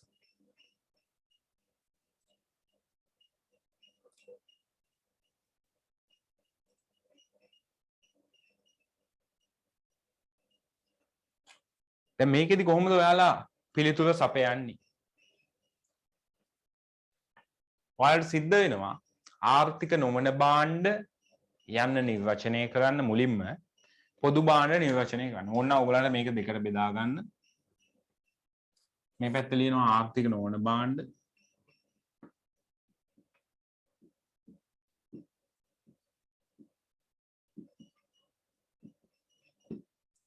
මේ පැත්තේ ලියනවා පොදු භාණ්ඩ.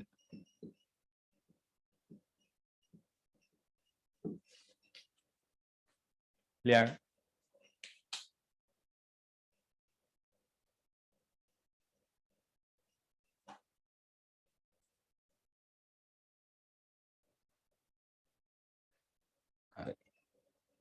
ලියාගත්ත දෙකට බෙදාගත්ත ආර්ථික නොවන භාණ්ඩ පොදු භාණ්ඩ.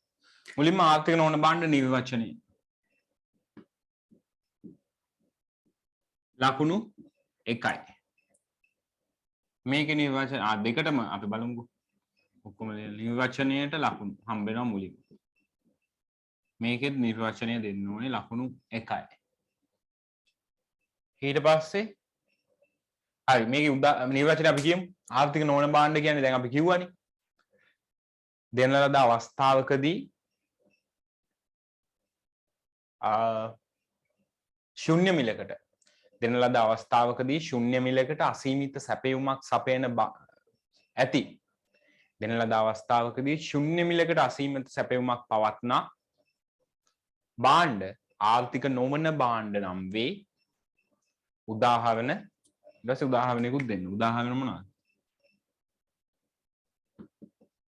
හිරු එළිය, මුහුදු ජලය. මේකට පොදු භාණ්ඩ වලට උදාහරණ. පොදු භාණ්ඩ වලට උදාහරණ උදාහරණ දෙන්න කලින් නිර්වචනය දීලෙමු. මොකද නිර්වචන මේක නම් තාම හැමෝම ඉගෙනගෙන නැතුව ඇති. සෙකන්ඩ් ෂයි කරන අය දන්නවා ඇති. පොදු භාණ්ඩ තියෙන්නේ අපිට රාජ්‍ය ආර්ථිකය කියන 7 වෙනි පාඩමේ. මුදල් බැංකුව වලට පස්සේ 8 හරි 9 හරි 7 නෙමෙයි. හරිද? මුදල් බැංකු ඊට පස්සේ රාජ්‍ය ආර්ථිකය. ඒ කියන්නේ මට මතක විදිහට 8 වෙනි පාඩම. හරිද? 8 වෙනි පාඩමේ තමයි මේක තියෙන්නේ. එතකොට ඔයා තාම මේක දන්නේ නැතුව ඇති. කමක් නැහැ දැනට දැනගන්නකො මෙහෙම. පාරිභෝජනය නිසා තවත් කෙනෙක්ගේ පාරිභෝජනයක් නැති වෙන්නේ නැත්නම් හරිද? ඒ කියන්නේ කවුරු හරි පරිභෝජනය කරපු නිසා තව කෙනෙක්ගේ පරිභෝජනයක් නැති වෙන්නේ නැත්නම් මිලක් ගෙව්වේ නැහැ කියලා තව කෙනෙක්ට ඒ කියන්නේ ඒ නිෂ්පාදකයාට පරිභෝජනය සීමා කරන්න බැරි නම් මොකද්ද පළවෙනි එක? පාවිච්චි කළා කියලා කළ නිසා තව කෙනෙකුට තව කෙනෙකුට අවස්ථාව අහිමි වෙන්නේ නැහැ.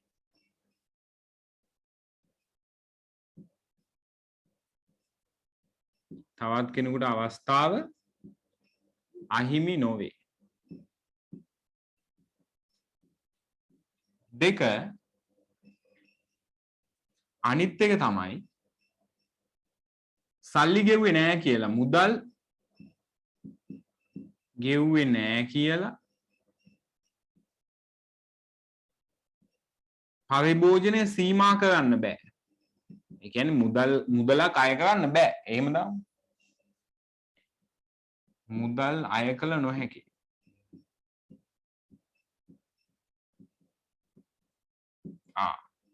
ඔන්න ඔහොම භාණ්ඩයක් තියෙනවා නම් ඒක තමයි පොදු භාණ්ඩයක් කියන්නේ.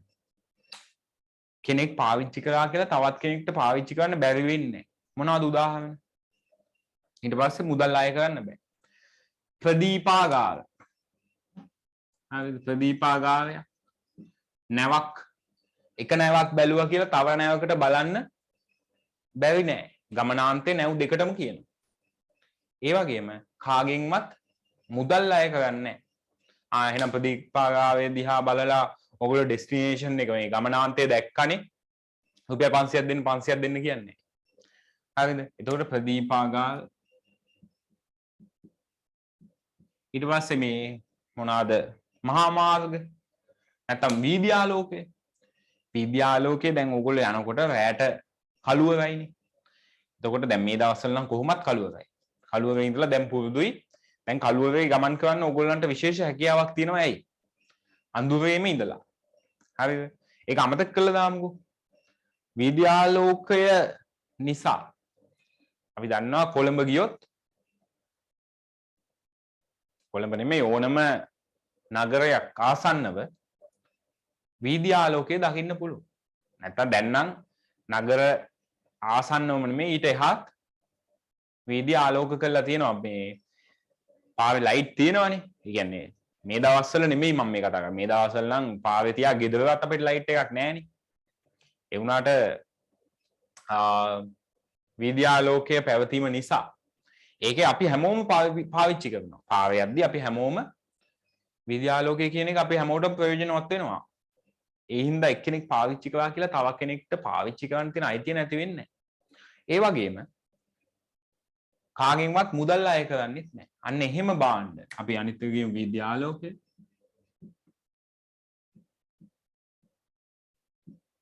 S bus halt. Bus halt වගේ දේවල්. මොන කෙනෙක්ට ගිහිල්ලා ඉන්න පුළුවන් මුදල් අය කරන්නේ නැහැ. කෙනෙක් ආව කියලා තව කෙනෙක්ට ඉන්න පුළුවන් හැකියාව නැති වෙන්නේ නැහැ. ඒකනේ ඔය මිනිස්සු සමහරු ඉන්න තැනක් නැති අය ගිහිල්ලා බස් හෝල්ට් එකේ ඉන්නේ. හරිද? මේ වගේ භාණ්ඩ වලට අපි කියනවා පොදු භාණ්ඩ. එහෙනම් නිර්වචනය තමයි අපි කිව්වා මොකද්ද? පරිභෝජනයේ මේ පාවිච්චි එක්කෙනෙක් පාවිච්චි කරන නිසා තව කෙනෙක්ට අහිමි වෙන්නේ නැත්නම් අපි ඒකට කියනවා පරිභෝජනයේ තරංකාරීත්වයක් නැති. පරිභෝජනයේ තරංගකාරීත්වයක්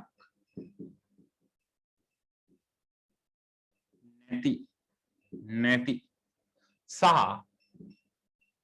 සල්ලි ගෙව්වේ නෑ කියලා පරිභෝජනයේට ඒකට අපි කියනවා පරිභෝජනයේ සීමා කළ නොහැකි. සල්ලි ගෙවන අයට විතරක් පරිභෝජනය සීමා කරන්න බෑ.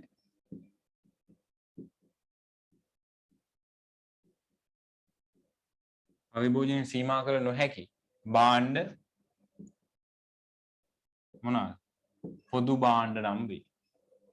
මම ඒක දුන්නේ මේක දුන්නේ නැත්තේ මේක අපි කරලා තියෙනවා මේක තවම කරලා නැති නිසා.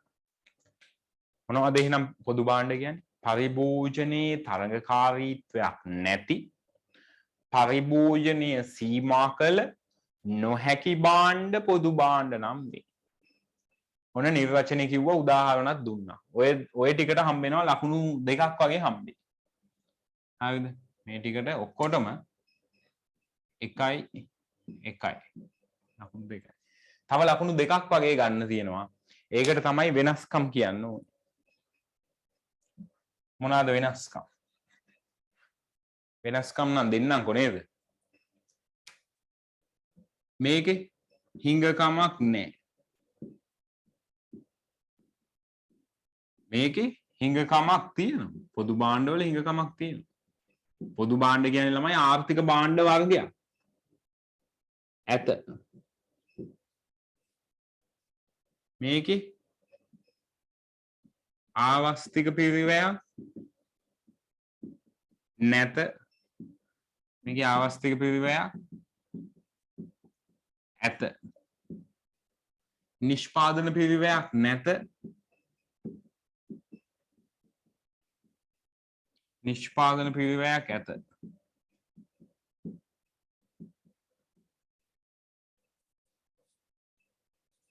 ඊට පස්සේ තව මොනවද ලක්ෂණ තුනක් තියෙනවානේ තව ඕන එකක් ලියන්න පුළුවන් තේරීමක් නැත තේරීමක් මේකේ ලියන්න ළමයි මෙතන නිෂ්පාදනයේ ආවස්තික පිරිවැයක් කියලා හරිද නිකන් නෙමෙයි පරිභෝජනයේ නෙමෙයි නිෂ්පාදනයේ ආවස්තික පිරිවැයක් නැත නිෂ්පාදනයේ ආවස්තික පිරිවැයක් ඇත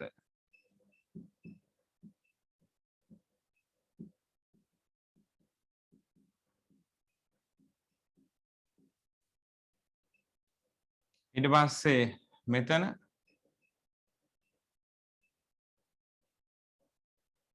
ඒ ටික අපිට ගන්න පුළුවන් ඊට පස්සේ මම එක සමානකමක් මේකේ අහලා නැති වුණත් මම එක සමානකමක් කියන්නම් මේ දෙක අතර කාටවත් කියන්න එපා හොඳේ මොකද්ද දෙකේම සමානකමක් තියෙනවා කියන්න බලන්න පුළුවන් දෙකම පරිභෝජනයේදී මේ දෙකම පරිභෝජනයේදී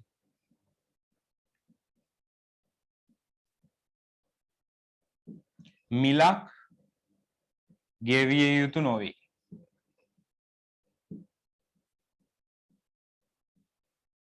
ඇයි මේක නොමිලේනේ දෙන්නේ පරිභෝජනය සීමා කළ නොහැකිනේ ඒ කියන්නේ මිලක් නැත මිලක් ගෙවිය යුතු නැත මේකත් මිලක් ගෙවිය යුතු නෑ දෙකටම පොදුයි අපි යමු ඊළඟ ප්‍රශ්නෙට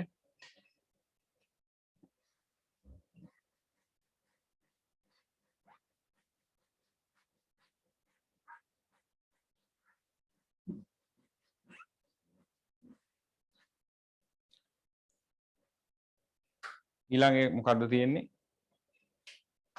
ආවස්තික පිරිවැය යන්න පැහැදිලි කර ශුන්‍යාගයක් අවස්ථා ශුන්‍යාගයක් ගන්න ලබන අවස්ථා පෙන්වා දෙන්න.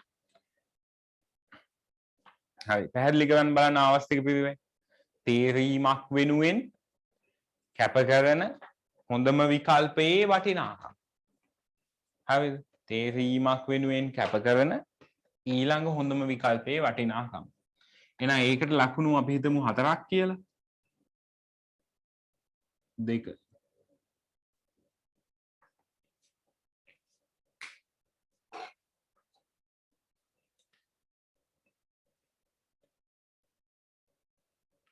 2 අපි තුමු ලකුණු 4යි. එතකොට ආවස්තික පිරිවැය කියන එකට එක ලකුණක් හම්බ වෙනවා. නිර්වචනයට එක ලකුණයි. පොඩ්ඩක් පේනවා මදිද?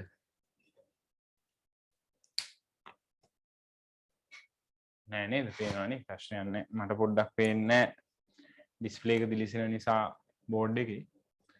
ආවස්තික පිරිවැය නිර්වචනයට එක ලකුණයි. ඊට පස්සේ ශුන්‍යාගයක් ගනු ලබන අවස්ථා.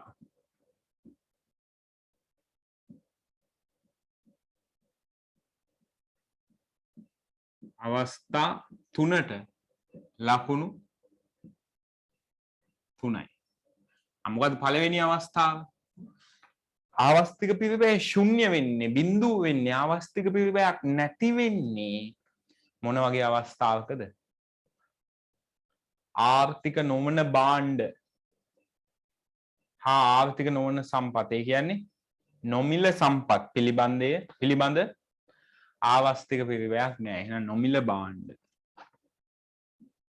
නොමිල භාණ්ඩ නිෂ්පාදනයේදී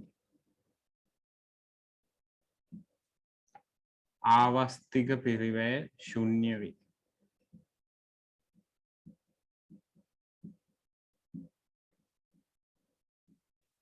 මේකම ලියන්න පුළුවන් නොමිල සම්පත් වලින් නොමිල සම්පත් වලදී ආවස්තික පිරිවැය ශුන්‍ය වේ. දෙක දෙවෙනි එක අපිට ගන්න පුළුවන් විකල්ප ප්‍රයෝජන රහිත අවස්ථාවලදී. ඒ කියන්නේ අපි හිතමු යම්කිසි භාණ්ඩයක් තියෙනවා ඒ භාණ්ඩයට විකල්ප ප්‍රයෝජන නැහැ. එහෙනම් විකල්ප ප්‍රයෝජන රහිත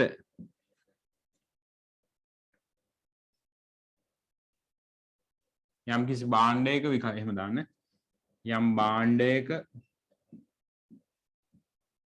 හෝ සම්පතක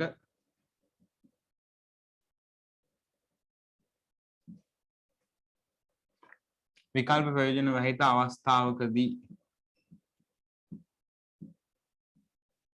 ආවස්තික පිරිවැය ශුන්‍ය වේ. ඇයි විකල්ප ප්‍රයෝජන රහිත නම් මහා ලොකු විකල්ප ප්‍රයෝජන නැත්තම් මොකද්ද තියෙන්නේ? තේරීමක් කරන්න දෙයක් නැහැ. එක ප්‍රයෝජනයයි තියෙන්නේ. ඒක තමයි තෝරගන්න වෙන්නේ. එක තේරීමක් විතරක් තියෙන වෙලාවක ආවස්තික පිරිවැයක් නැහැ. ඇයි කැප කරන හොඳම විකල්පයක් නැහැනේ ළමයි. right. ඊළඟ එක 3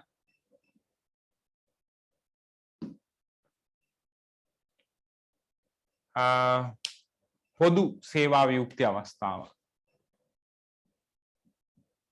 පොදු සේවා වියුක්ත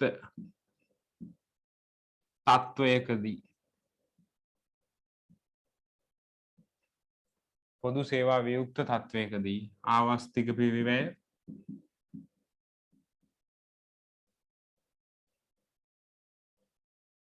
ශුන්‍ය වේ. මොකද්ද මේ පොදු සේවා වියුක්ත අවස්ථාවක් කියන්නේ? නිෂ්පාදනයට යොදා ගන්න ලබන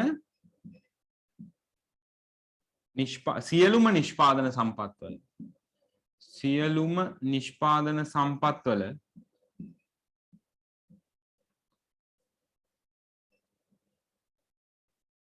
සම්පත් සේවා වියුක්තව පවතින අවස්ථාව. අපි හිතමු මොකක් හරි software එකක් develop කරන්න. යනවා නිල් පෑන පොඩ්ඩක් පේනවා මදි. ප්‍රශ්නයක් නෑ නේද? ලාවට පේනවා කළු පෑන ඉවරයි. ඒ නිසා නිල් පෑනෙන් ටිකක් අපිට සිද්ධ කරන්න ලියන්න සිද්ධ වෙයි. සියලුම නිෂ්පාදන සම්පත් සේවා වියුක්ත අවස්ථාවක ආයක තියෙනවා. හරිද? ඒ කියන්නේ පොදු සේවා වියුක්තියක්. හරිද ළමයි? පොදු සේවා වියුක්තියක් කියන්නේ නිෂ්පාදනයට යොදා ගන්න අපි හිතමු විනිෂ්පාදනය කියලා. හරිද? කුඹුරක් තියෙනවා. ඒක කවුරුත් පාවිච්චි කරන්නේ නැහැ. ඔහේ පුරන් වෙන්න දාපු කුඹුරක්. එක ගොවි මහත්තයෙක් ඉන්නවා. එයා දැන් රස්සාවක් කරන්නේ නැහැ. එයා ඔහේ පැත්තකට වෙලා නිකන් ඉන්නේ. එයා කිසි වැඩක් කරන්නේ නැහැ. ඔන්න සේවා වියුක්ත ශ්‍රමය තියෙනවා. සේවා වියුක්ත ප්‍රාග්ධනය තියෙනවා කුඹුර. හරිද? ඊට පස්සේ අපි එයාට කියනවා එහෙනම් කොටලා හාලා අපි හිතමු බිත්තර වී ටිකක් තියෙනවා ඒ ටික කවුරුත් පාවිච්චි කරන්නේ නැහැ. ඔහේ පැත්තකට දාලා. ඒවා කිසිදු පාවිච්චියක් වෙන්නේ නැත්නම් අපිට හැකියාව තියෙනවා. එතනින් විනිෂ්පාදනයට අවශ්‍ය සාධක සියල්ල සේවා වියුක්ත අවස්ථාවකදී සපයා ගන්න. සේවා වියුක්ත අවස්ථාවකදී ගන්නවා නම් එම අවස්ථාවේ ආවස්තික පිරිවැය ශූන්‍යයි. ඔය තුන කිව්වම ඇති. ඊළඟ ප්‍රශ්නය. මම පොඩ්ඩක් අයින් වෙන්නම් පොඩ්ඩක් ලියා ගන්න ඔයාලට නිල් පැන නිසා වැඩි පේන්නේ.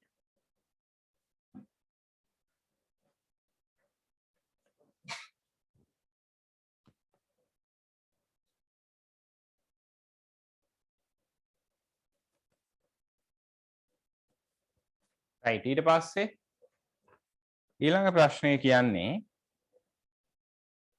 රටක මානව සම්පත ප්‍රවර්ධනය කර හැකි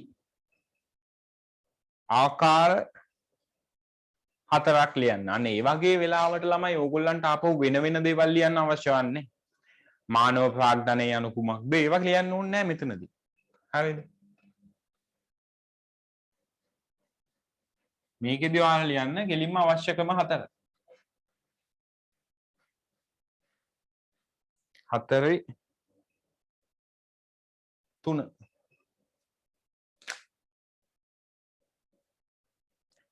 කොහොමද මානව ප්‍රාග්ධනය දියුණු කරන්නේ ළමයි? මානව ප්‍රාග්ධනය දියුණු කරන්න පුළුවන්. අපි දන්න මොකක්ද මානව ප්‍රාග්ධනය කියන්නේ? නිකන් අපි මේක අහන්නේ නැහැ. නමුත් නිකන් දැනුම, කුසලතා, අධ්‍යාපනය, පුහුණුව,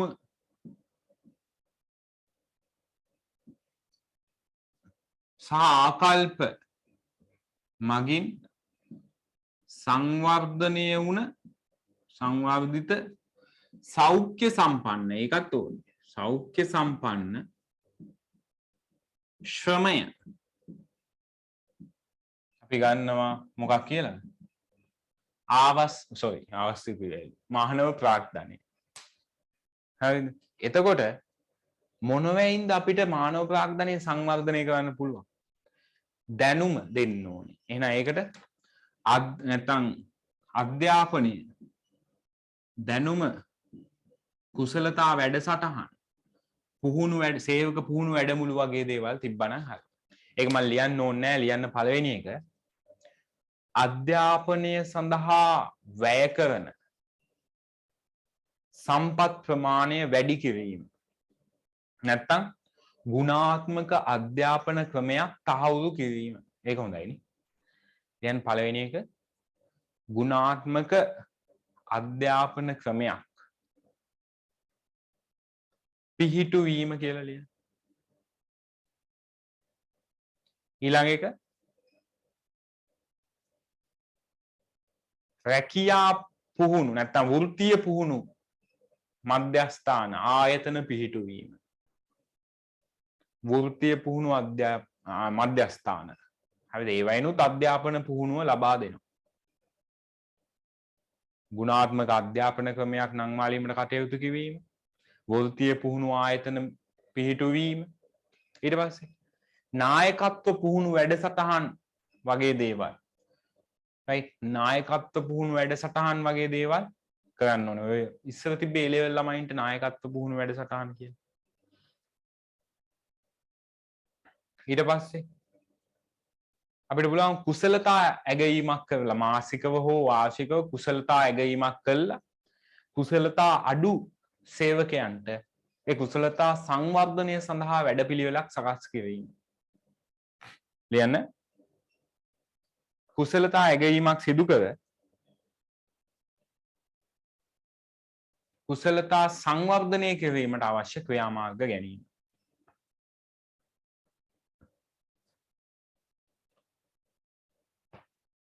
පහක් ඇති. ලියන්න. හතරයිනේ අහන්නේ, පහක් ලියමු. එකක් හරි වැරදුනොත් බෑකප් එකක් තියෙනවා. පහ ලියන්න. යහපත් සෞඛ්‍ය පුරුදු සහ ආහාර රටාවක්. යහපත් සෞඛ්‍ය පුරුදු සහ සෞඛ්‍ය සම්පන්න ආහාර රටාවක් තුලින් සෞඛ්‍ය සම්පන්න ශ්‍රම බලකායක් ගොඩ නැගීම. චුට්ටක් වැඩ කරාම අනේ මට හති මට කලන්තේ වගේ කියන ශ්‍රම බලකායක් නැතුව හොඳ සෞඛ්‍ය පුරුදු පුහුණු කළා හොඳ ආහාර රටාවකට අනුව වැඩ කරන්න පුළුවන් ශ්‍රම බලකායක් ගොඩ නැගවන්න ඕන. හරිද? ඊට පස්සේ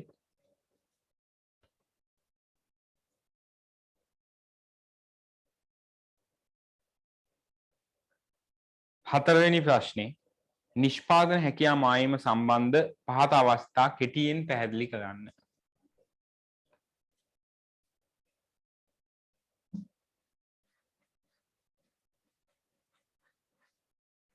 නිෂ්පාදන හැකියා මායිම සම්බන්ධ පහත අවස්ථා කෙටියෙන්. මොනවාද පහත අවස්ථා? පළවෙනි එක නිෂ්පාදන හැකියා මායිමේ විතැන්වීම. වමටද දකුණටද කියලා නෑ, කොහෙට ආවේ විතැන්වීම. ඇයි නිෂ්පාදන හැකියා මායිම විතැන්වෙන්නේ?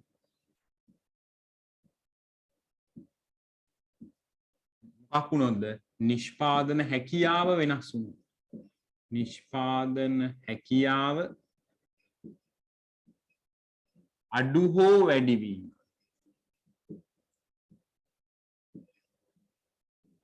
නිසා නිෂ්පාදන හැකියාව මායිම් වක්‍රය විතැන්වෙනවා. හරිද? ඊට පස්සේ මේකට බලපාන සාධක ටිකක් කිව්වනම් හරි. දැන් මේක විතැන් වෙන්න පුළුවන් කොහෙටද? සාමාන්‍ය නිෂ්පාදන හැකියාව මායිම් වක්‍රය විතැන් වෙනවා වමට හෝ දකුණට. කියා මායිම් වක්‍රය වමට හෝ දකුණට විතැන් වේ.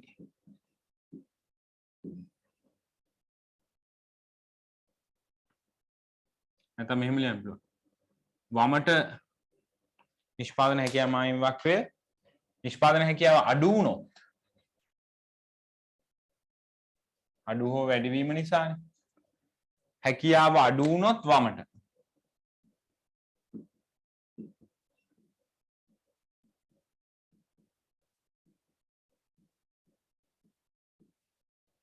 හැකියාව වැඩි වුණොත් දකුණට. ඔන්න ඕක මුලින් පොඩ්ඩක් ලියලා ඉන්න. මොකද්ද?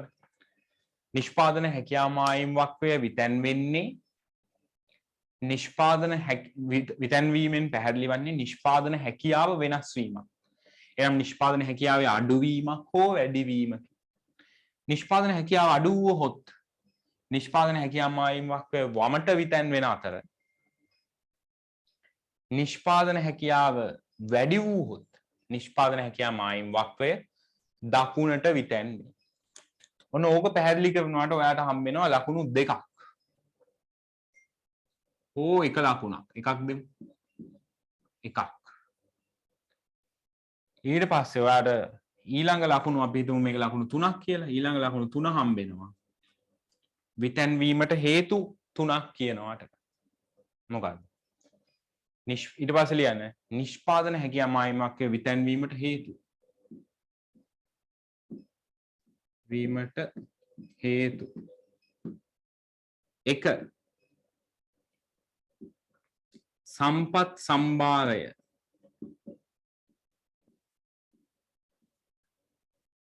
වෙනස් වීම.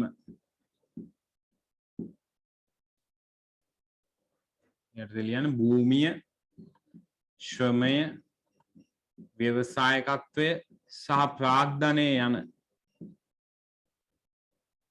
සම්පත් වැඩි වුවහොත්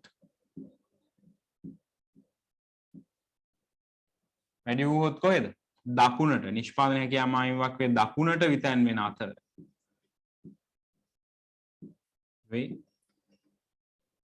මේක ලියලා අඩු වුවහොත් සම්පත් සම්භාවය අඩු වුවහොත් වමට විතැන් වේ. නිෂ්පාදන හැකියාව මායිම වමට විතැන් වේ. 2 හරිද? 2 සම්පත් ඵලදායීතාවය.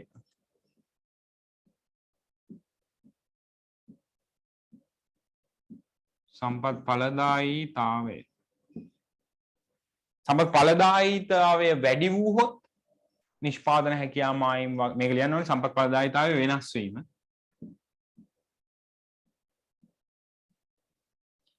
වැඩි වුණොත් දකුණට.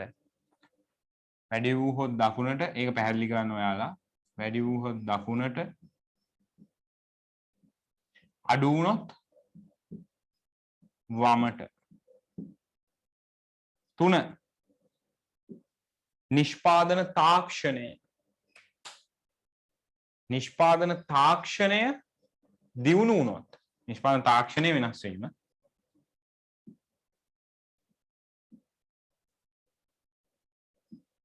වෙනස් වීම දියුණු වුණොත් දකුණට. යල් පැන ගියොත් යල් පැනීම තාක්ෂණයේ යල් පැනීම නිසා වමට. ඔන්න ඔය ටික පැහැදිලි කරා නම් එතන ලකුණු ගන්න පුළුවන්. ඔච්චර පැහැදිලි කරන්න අවශ්‍ය නැහැ. නමුත් අපි කෝකටත් ඕක තනි ප්‍රශ්නයක් විදිහට ආව කියලා හිතලා පැහැදිලි කරනවා. ඊළඟ එක ආර්ථිකයක් නිෂ්පාදන හැකියාව මායිම් වක්වයට මායිමට පිටතින් ඒක පිටතින් කියන එක වැදිලා නැහැ. ඔයාලා ලියා ගන්න හතරවෙනි ප්‍රධාන ප්‍රශ්නේ හතරවෙනි අනු ප්‍රශ්නේ B කොටස ආර්ථිකයක් නිෂ්පාදන හැකියාව මායිමට පිටතින් පිහිටි ලක්ෂයක කටයුතු කිරීම.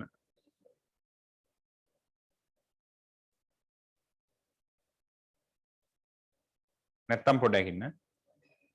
නිෂ්පාදන හැකියාව මායිමට ඇතුළතින් කියලා දාන්න. මොකද පිටතින් පිහිටි ලක්ෂයක කටයුතු කරන්න බෑනේ. පිටතින් පිහිටි ලක්ෂයෙන් පෙන්වන්නේ හිඟකමනේ. ඒක ඇතුළතින් වෙන්න ඕනේ. නිෂ්පාදන ආර්ථිකයක් නිෂ්පාදන හැකියාව මායිමට ඇතුළතින් පිහිටි ලක්ෂයක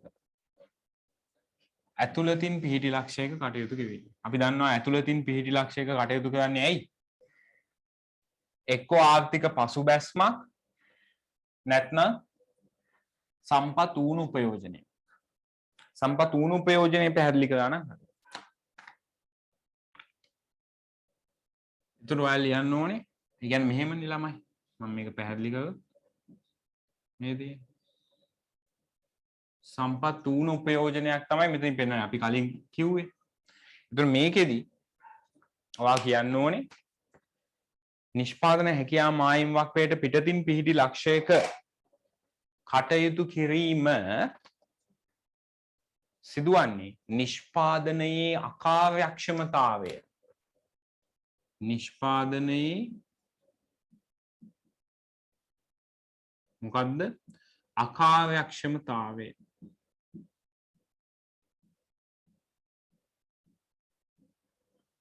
පවතින අවස්ථාවකදී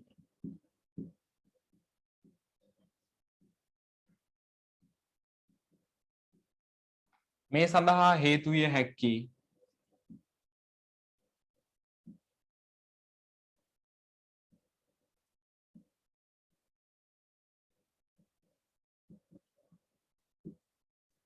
පූර්ණ සේවා වියුක්තිය නැත්නම් පූර්ණ සේවා නියුක්තිය සපුරාලීම නැතිවීම. ඒ කියන්නේ පූර්ණ සේවා වියුක්තිය. සේවා වියුක්ති තත්වයක් හෝ අකාර්යක්ෂම තත්වයකි. අකාර්යක්ෂම තත්වයකි. එනම් සියලුම සම්පත් නිෂ්පාදනයට නැත්නම් සියලුම සම්පත් කියන්නේ එනම් භාවිතයට පවත්නා. භාවිතයට පවත්නා සියලුම සම්පත් නිෂ්පාදනයට යොදා නොගැනීම හෝ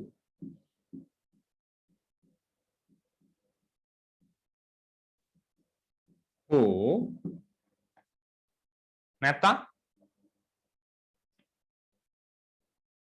සම්පත් නාස්තිය. අකාර්යක්ෂමතාවය කියන්නේ නාස්තිය. සම්පත් නාස්තිය නිසා ආර්ථිකයක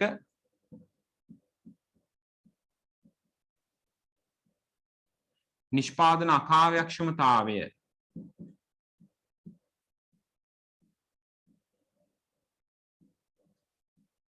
යටතේ නිෂ්පාදන හැකියාව මායිමට තුල පිහිටි ලක්ෂයක කටයුතු කරයි. නිෂ්පාදන හැකියාව මායිම තුල පිහිටි ලක්ෂයක කටයුතු කරයි.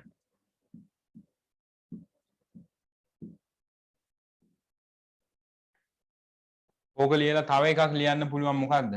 ආර්ථික පසුබැස්මකට පසු අවස්ථාවක ආර්ථිකයක මේක ලියන්න ආර්ථිකයක පසුබැස්මකින් පසු අවස්ථාවකදී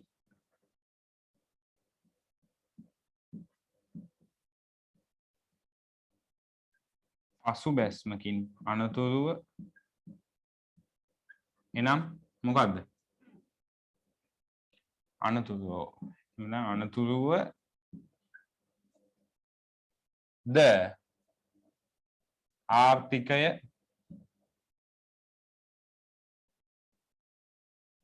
නිෂ්පාදන හැකියා මායිමට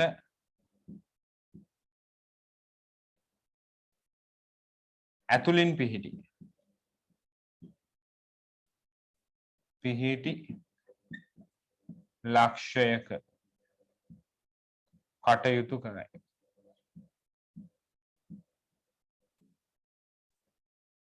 හරිද? ඒක ලියාගන්න.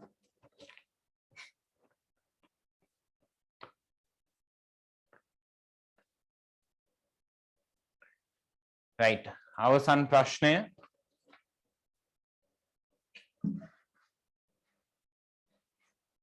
අවසන් ප්‍රශ්නයේ 5. අවසන් ප්‍රශ්නේ 5.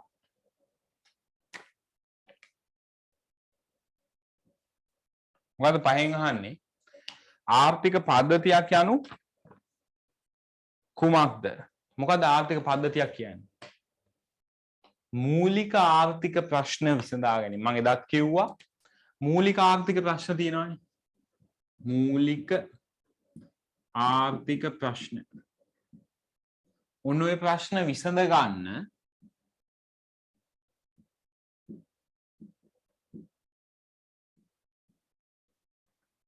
හරිද? මූලික ආර්ථික ප්‍රශ්න විසඳ ගන්න මිනිසුන් විසින්. කවුද මිනිසුන්? මොකටද මූලික ආර්ථික ප්‍රශ්න විසඳන්නේ? කවුද මිනිසුන්? මොකද්ද? සමාජ හා ආයතනික සමාජීය නැත්නම් ආයතනික වැඩ පිළිවෙලක්. අපි කියනවා යාන්ත්‍රණය. ආර්ථික පද්ධතියක් කියලා කියනවා. හරිද? මොකද්ද? මූලික ආර්ථික ප්‍රශ්න විසඳා ගැනීම සඳහා මිනිසුන් විසින් ක්‍රියාත්මක කරන සමාජීය හෝ ආයතනික වැඩ පිළිවෙලකි. ලියා ගන්න ආර්ථික පද්ධතියක් යනු මූලික ආර්ථික ප්‍රශ්න විසඳා ගැනීම සඳහා මිනිසුන් විසින් ක්‍රියාත්මක කරන සමාජීය හෝ ආයතනික වැඩ පිළිවෙලකි.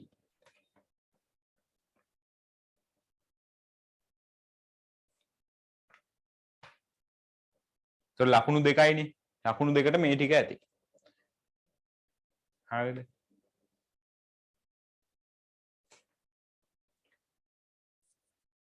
නැත්තම් ඔයාලට තව එකක් කියන්න පුළුවන් යටින් කුමක් කෙසේ කුමක් කොපමණ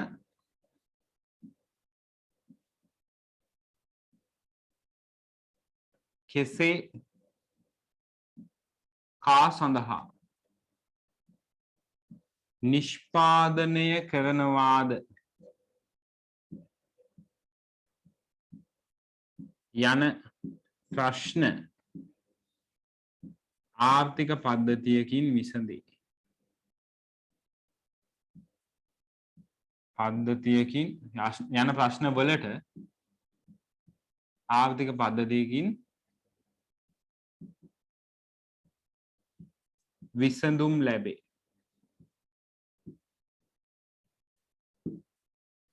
කුමක් කොපමණ කෙසේ කා සඳහා නිෂ්පාදනය කරනවාද යන මූලික ආර්ථික ප්‍රශ්න වලට ආර්ථික පද්ධතියක් තුලින් විසඳුම් ලැබේ. ඒක තමයි මොකද්ද? ආර්ථික පද්ධතියක කාර්යභාරය. හරිද? මේක තමයි ආර්ථික පද්ධතියක කාර්යභාරය. මොකද්ද කාර්යභාරය? මූලික ආර්ථික ප්‍රශ්න විසඳීම. ආර්ථික පද්ධතියක කාර්යභාරය වෙන්නේ මූලික ආර්ථික ප්‍රශ්න විසඳීමයි. ඒ කියන්නේ කුමක් කොපමණ කෙසේ කා සඳහා නිෂ්පාදනය කරනවාද යන ප්‍රශ්න විසඳීම.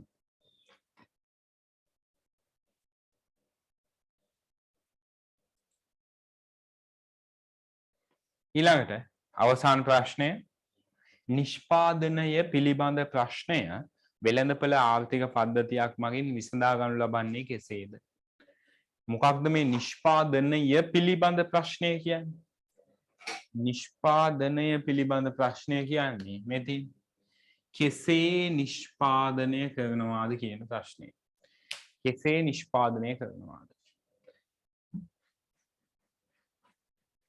කෙසේ නිෂ්පාදනය කරනවාද කියන ප්‍රශ්නය ආර්ථික පද්ධතියක විසඳන්නේ කොහොමද? මුලින්ම ලියන්න ඕනේ නිෂ්පාදනය පිළිබඳ ප්‍රශ්නය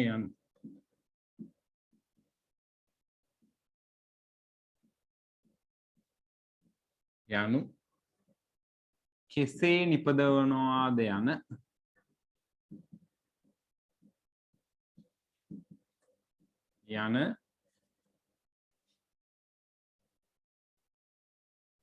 නිෂ්පාදන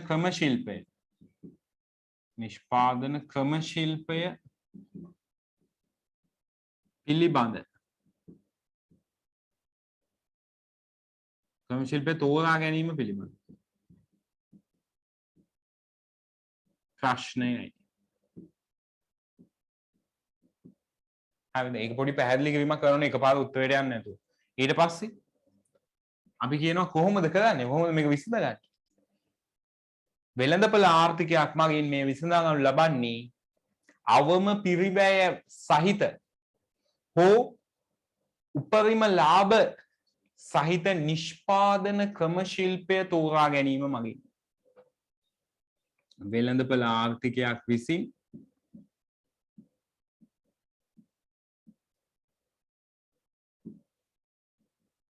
මේ විසඳා ගනු ලබන්නේ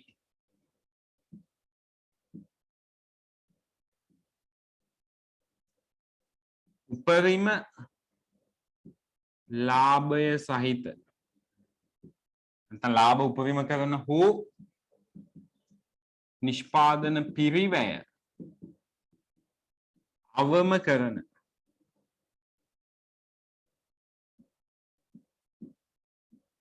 ශිල්ප ක්‍රමය තෝරා ගැනීම මගින්.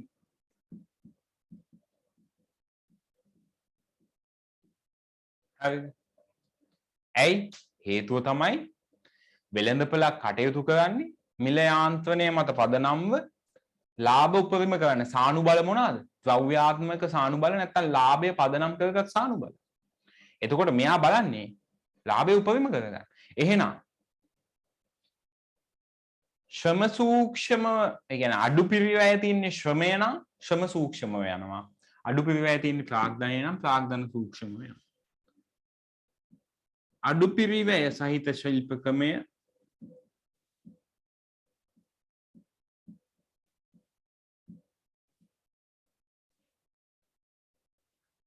ශ්‍රම සූක්ෂම ශිල්ප ක්‍රමය නම්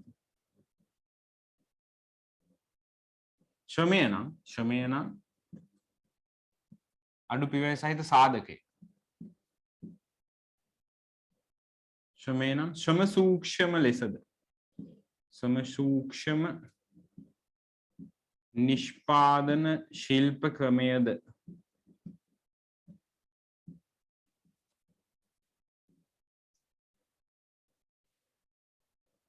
අඩු පිරිවැය සහිත සාධකය ප්‍රාග්ධනය නම් ප්‍රාග්ධන සූක්ෂම නිෂ්පාදන ශිල්ප ක්‍රමයද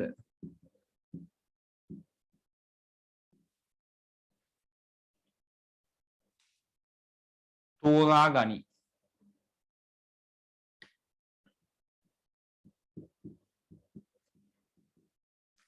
හරිද? ඔච්චරයින් ළමයි. ලකුණු දෙකකට කෑල්ලක් නේ අහන්නේ. පහේ දෙවෙනි කොටසනේ ඔය ලකුණු දෙකයි. ආර්ථික පද්ධතියක් යනු කියන එකට ලකුණු දෙකයි. මේකට ලකුණු දෙකයි. මේකට ලකුණු දෙක මේකෙන් ලැබෙනවා. මේ ටික ලිව්වනම් ඇති. ලියා ගන්න ටක් ගාලා.